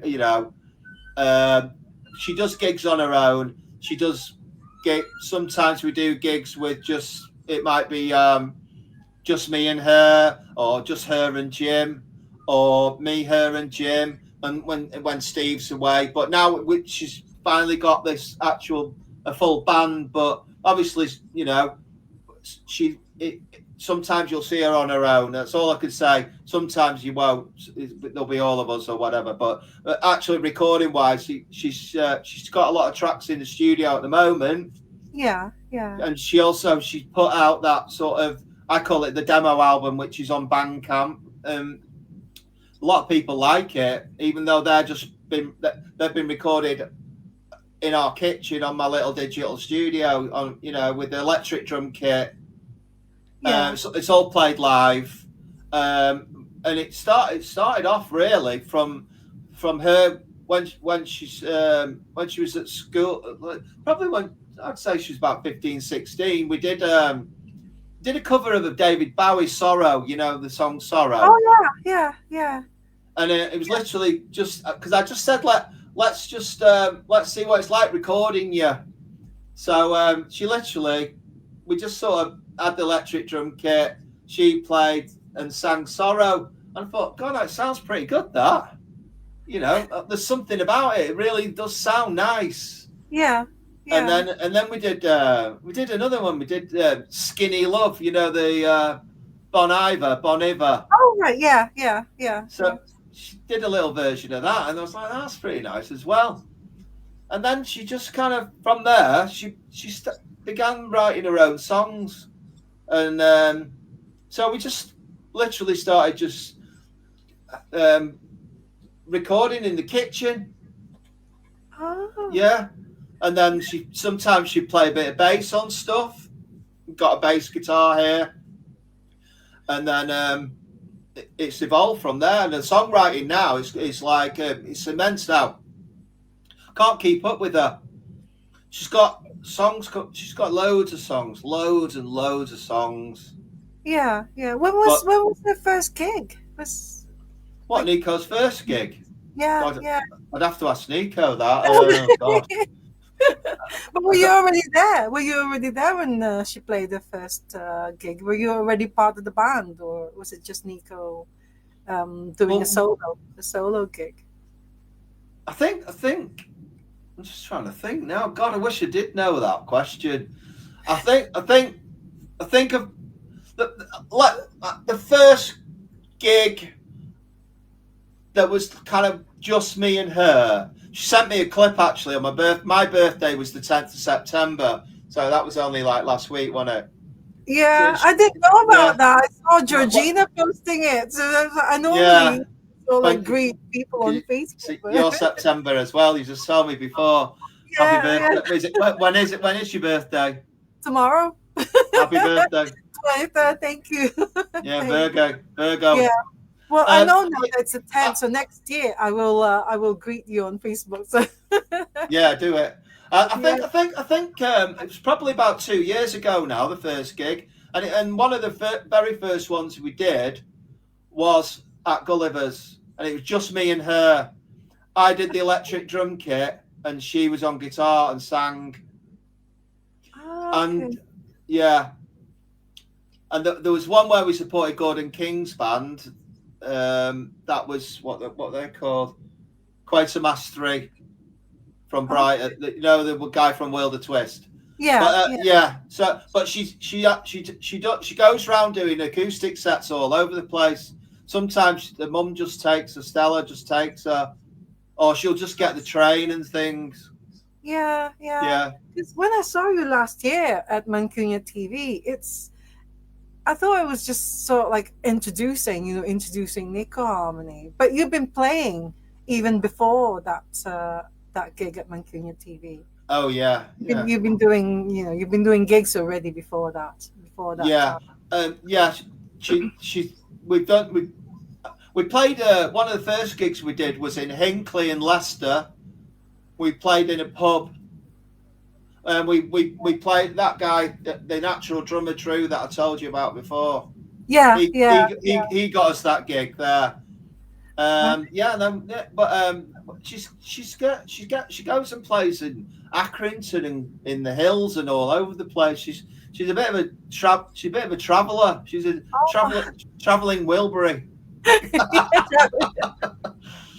And you don't always go with her. Sometimes it's just her doing the gig, and sometimes and she's got she's got some stuff going on with a guy producer placing Vibe in Press Switch, where she's done. She's got 3 tracks on the go there, but Yeah. the guy was doing all the programming and stuff, but he invited me to go and play drums on it. So ended up going playing drums on those 3 tracks. They sound really good. They're not. Yeah. She hasn't put them out yet, but I think towards the end of this year or early next year, she's going to be releasing really some quality stuff. It's not going to Yeah. be like, it's not going to sound like a demo. It's going to, because she's doing this stuff in proper studios, big.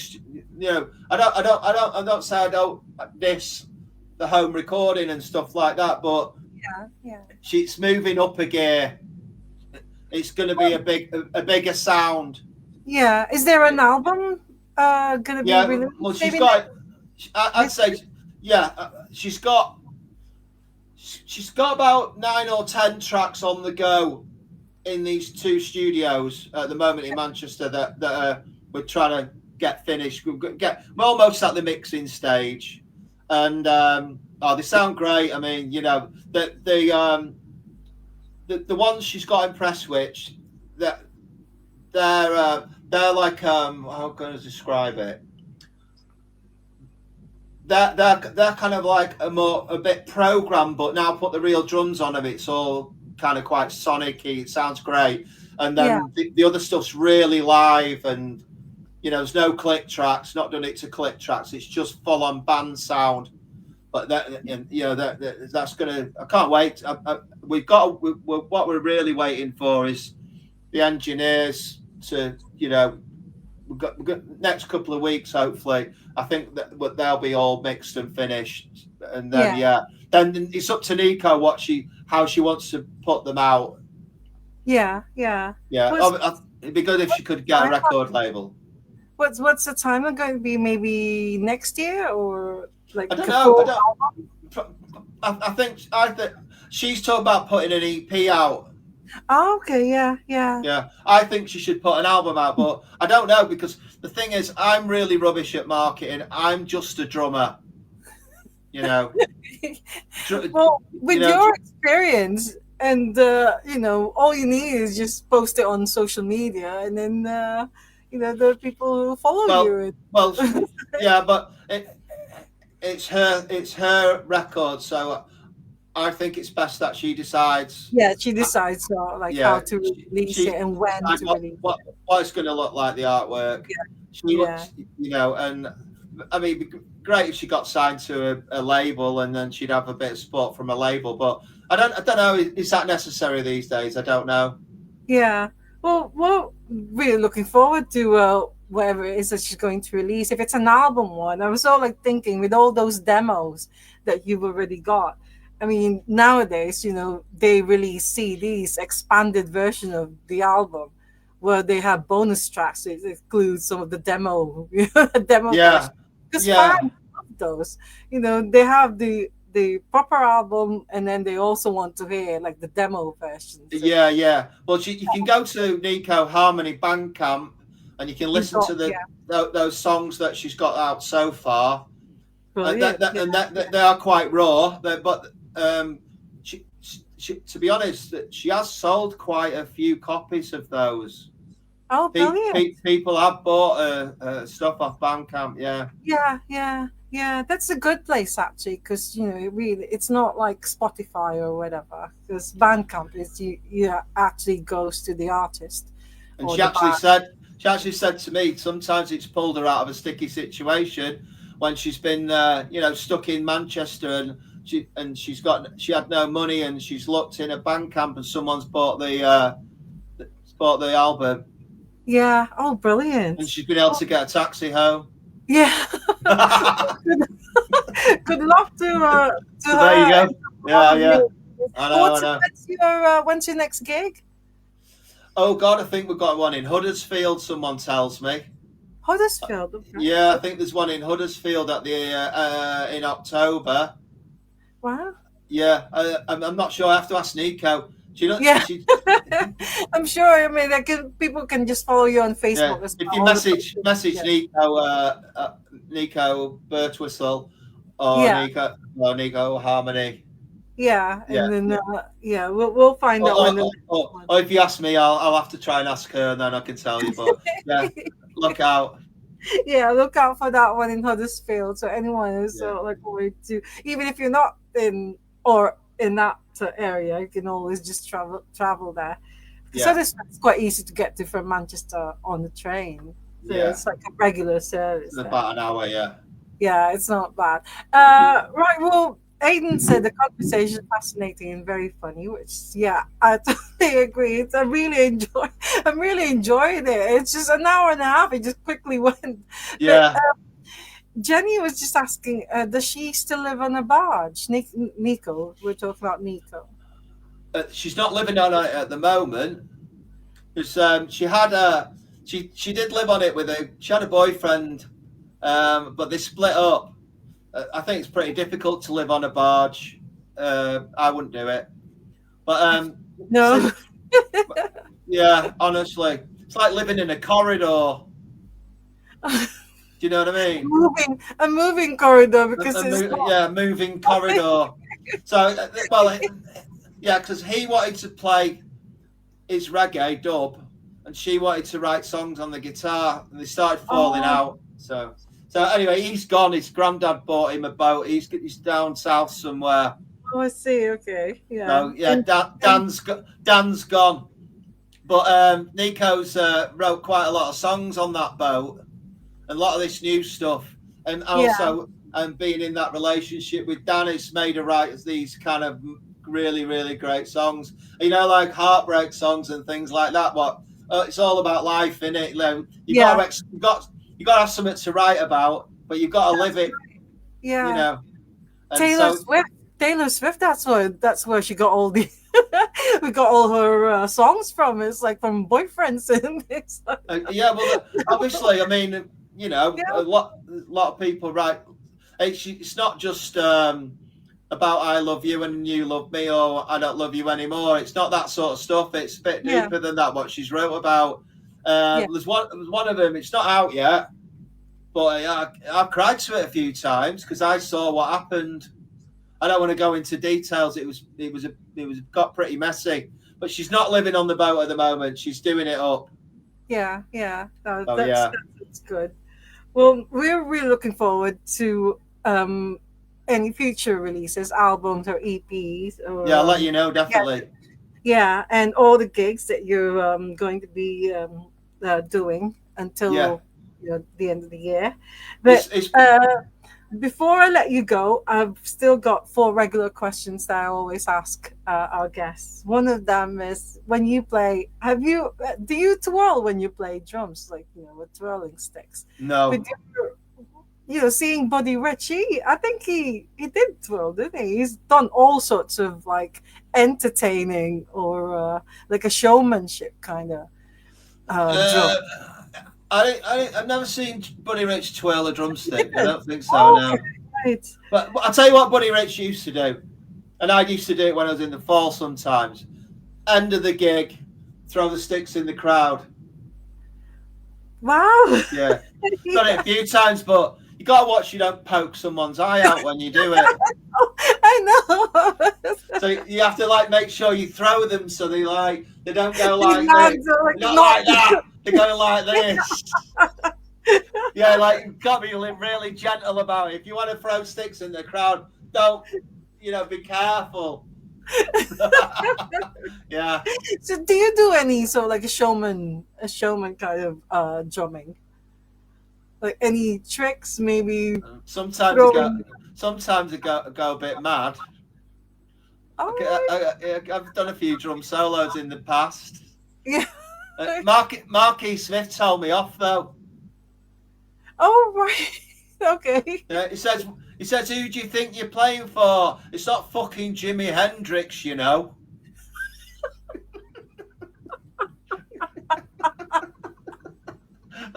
So yeah. But you've never done it in Nico Harmony. You seem to be like just concentrating on hitting the drums when you're in Nico Harmony. Yeah, No. yeah, yeah. No, I was a bit boisterous on Saturday because we were supposed to not do another song, but I just started another song. I Oh, broke I broke the rules on Saturday, so yeah. oh, But okay. I've not done a drum solo yet. No, Oh, not for Nico anyway. yeah. Maybe I will now. You said that. Better limber up in it. You know. Here we go.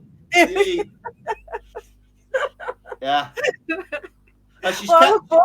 I look She's forward to it. one thing about Nico. She's got me back out of retirement. You know. I thought the drums were just going to gather dust in my mum's garage. You know, but I've started buying more drums again. Oh wow, Yeah. that's So I brilliant. can't stop buying drums now. Yeah. You know, it's like riding a bike. Once a drummer, always a drummer, isn't it? I mean, you don't Yeah. forget. I You don't know forget. that I bought a 16-inch bass drum about 2-3 months ago. Tiny bass drum, you know, one that you can get in the car. Yeah. I've got a Volkswagen Beetle and it's not very big, so I thought Oh better yeah. get a small bass drum. So I got a 16-inch bass drum, and I bought a 13-inch floor tom. Oh, So I've got like a tiny drum kit when I need one. So it can fit in the corner of a small room. yeah, yeah. It's 'Cause just when it's you and Nico yeah. playing, and not really with the Or when if you're going in a small bar or something, yeah, yeah. yeah. So do you always bring your own kit when you play? Not always. Usually it's breakables these days, isn't it? Oh right, yeah, yeah, yeah. Yeah, But when you bring your own and there are other bands playing before you, are you okay with them? yeah, Share. yeah, Are you okay with sharing your drum kit and then yeah. letting? I always let people use my drum kit. Yeah, Okay. Yeah, yeah, yeah. that's good. It's Why is that one oh of those? Is that one of the questions? yeah, no, I'm just saying.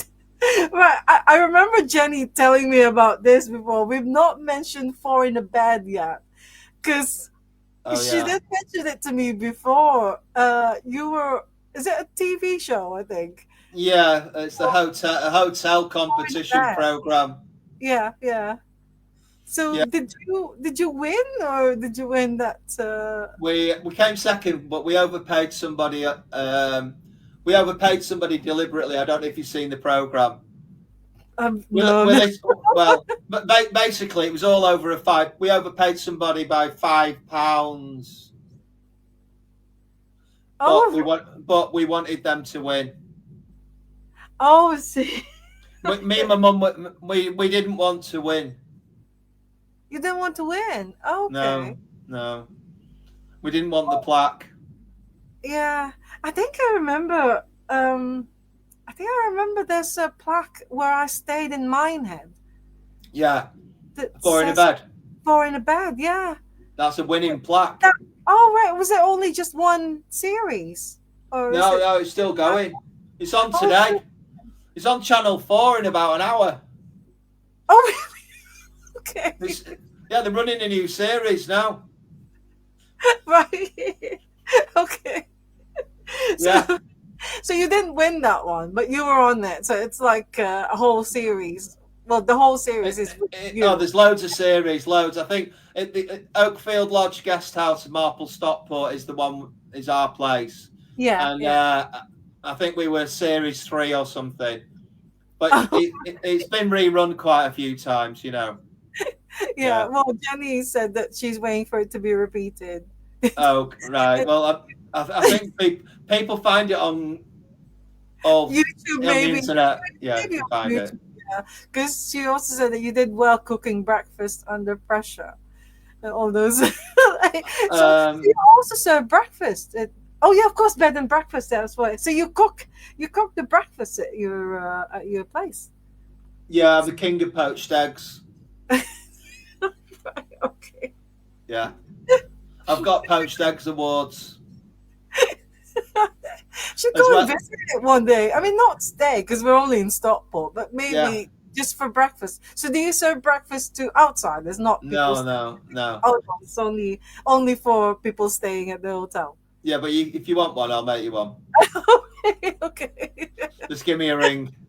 All right. You're Okay. you're a famous poached egg then. If you want to try them, you can do. Yeah. Yeah. All right, so Special invite. special invite. I'll show you the drum. I'll show you my drums in the garage. All right. Yeah, I can Okay. you have a Oh, look at all the drums. yeah. Oh, that would be really good. The garage Right. full. Next question is drumming heroes. Apart from Buddy Rich, of course. So who are your other drumming heroes? Drumming heroes. Well, got to be said, Ringo Starr. Oh, brilliant. Yeah, yeah, Just that's that because of that feel, the feel of the drumming, and the way he plays the fills and everything. Yeah, yeah. massive Ringo fan. Love his drumming. You Love it. mentioned Rennie. Are you friends with Rennie or are you Don't really know him. No, never met him. Yeah, Oh, oh, I I see. think he's a good drummer though, but I've never met him. Okay.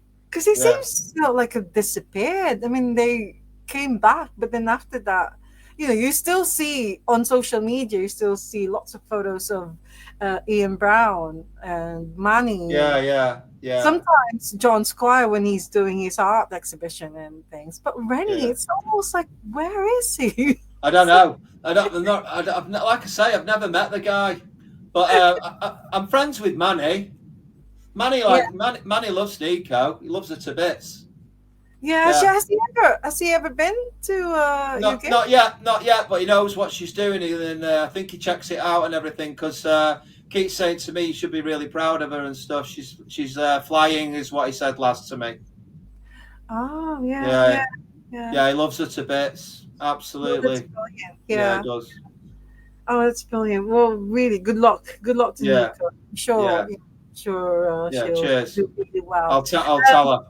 Yeah. Next one is of all those years that you've been playing drums. I mean, you started since you were 11.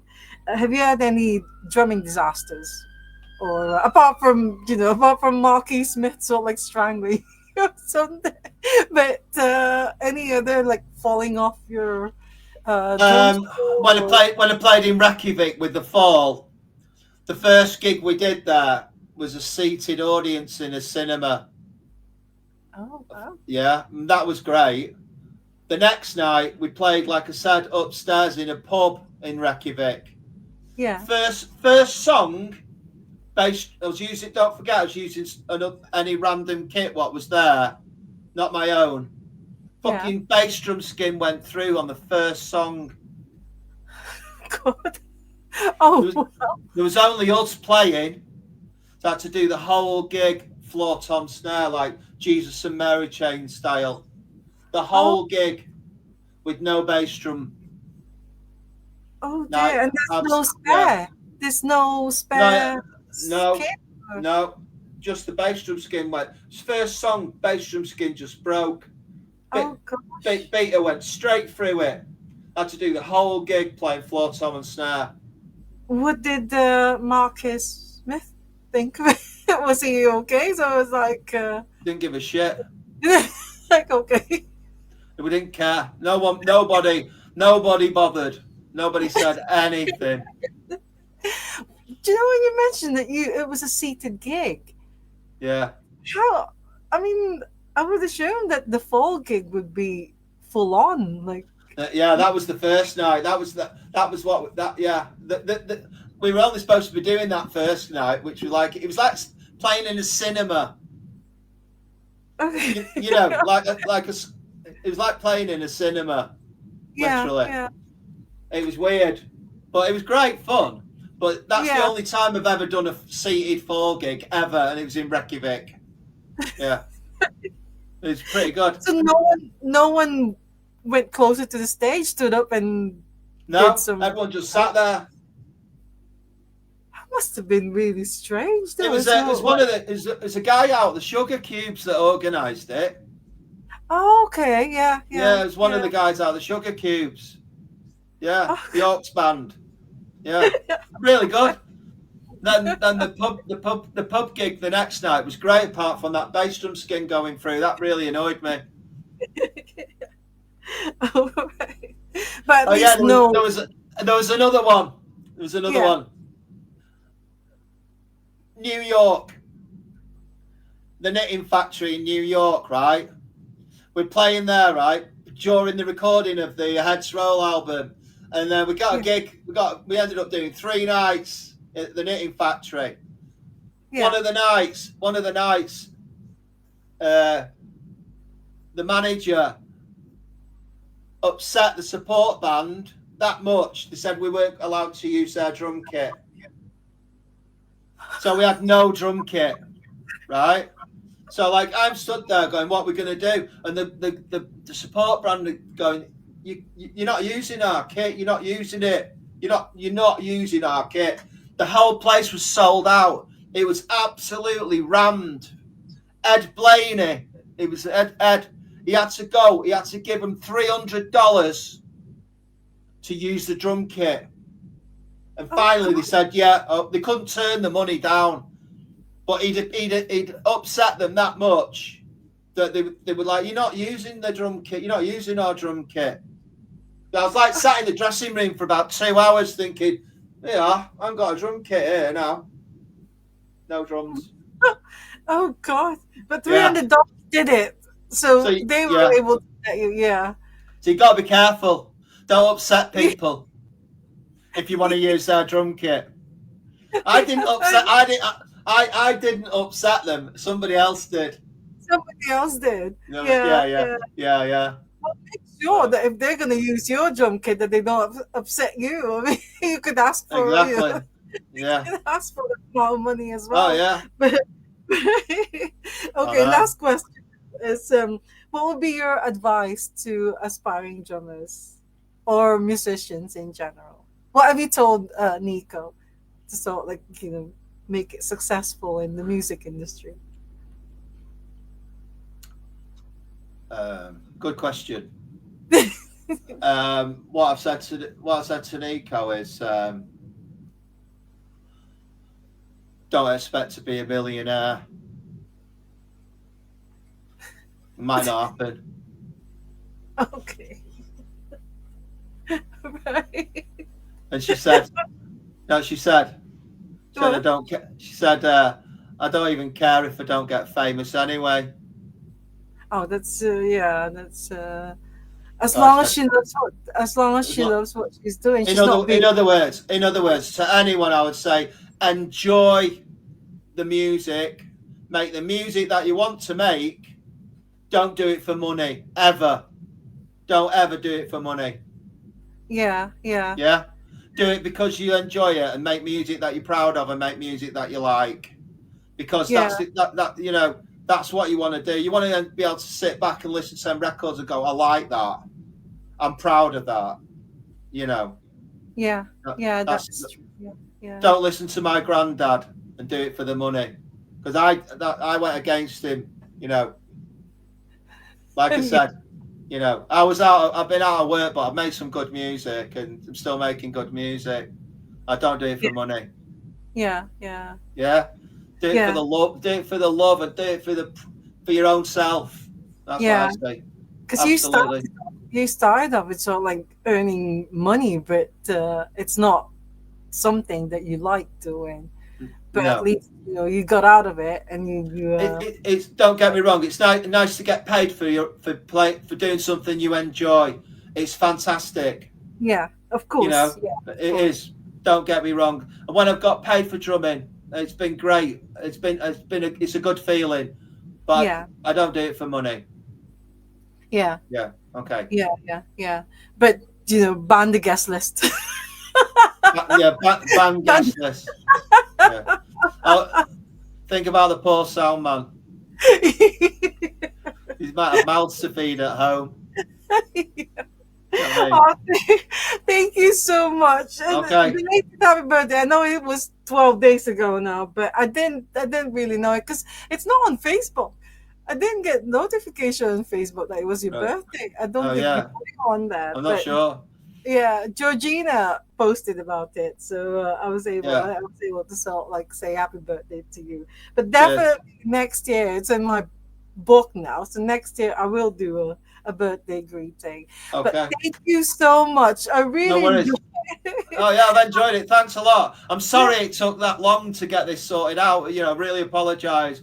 Oh no, You no, know, don't I don't know what's apologize. going on that last time we tried to do it. I felt really embarrassed actually. I don't like wasting people's time. No, that's So, fine, really. I mean, and I really want to thank you for saying yes to it again. Because when I said right. that, can we do it I did today? want to do it all the time. I wanted to get it done. Yeah, Obviously, I yeah. wanted to do it. But And like I say, we've got it now. Anyway, thanks a lot.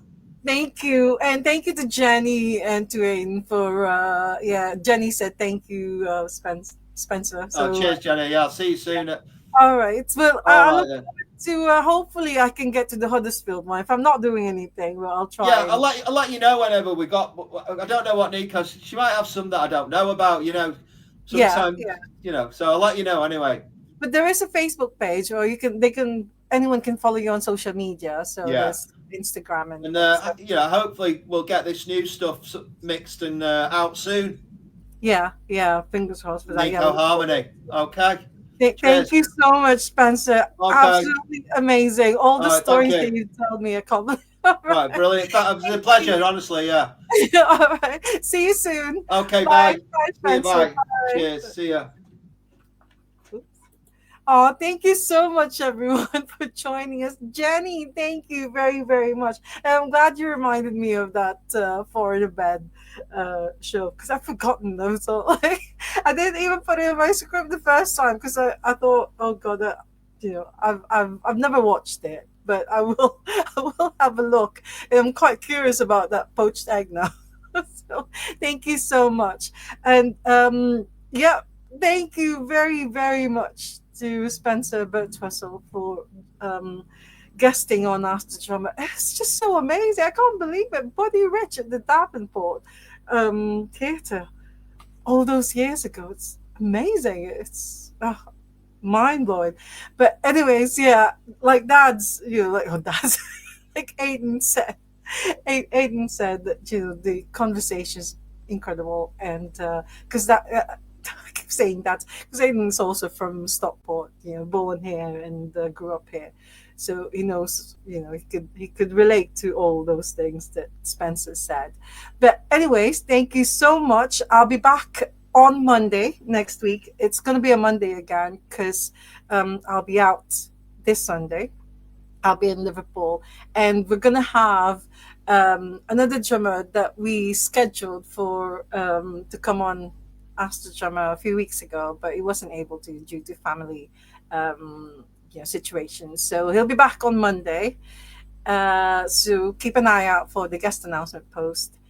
And as always, love music, love life, love drummers. They're absolutely amazing. Spencer Birtwistle, legend. It was like I said to him, and I found out he's from Stockport. Oh my god, even better, because that's where we live now in Stockport. But it's still, as all Aiden always says, it's part of Greater Manchester, so it's still Viva Manchester. So yeah, that's all for me for now. Happy Mondays and enjoy the week ahead. It's yeah, it's going to be an amazing week. Hopefully, if you're in Manchester, bus strikes finish. It finishes today, so there will be buses from tomorrow. So if you're thinking of going to gigs in Manchester, you can get the bus now. Yeah, so that's it. There are lots of things happening in Manchester, so I can go there this week.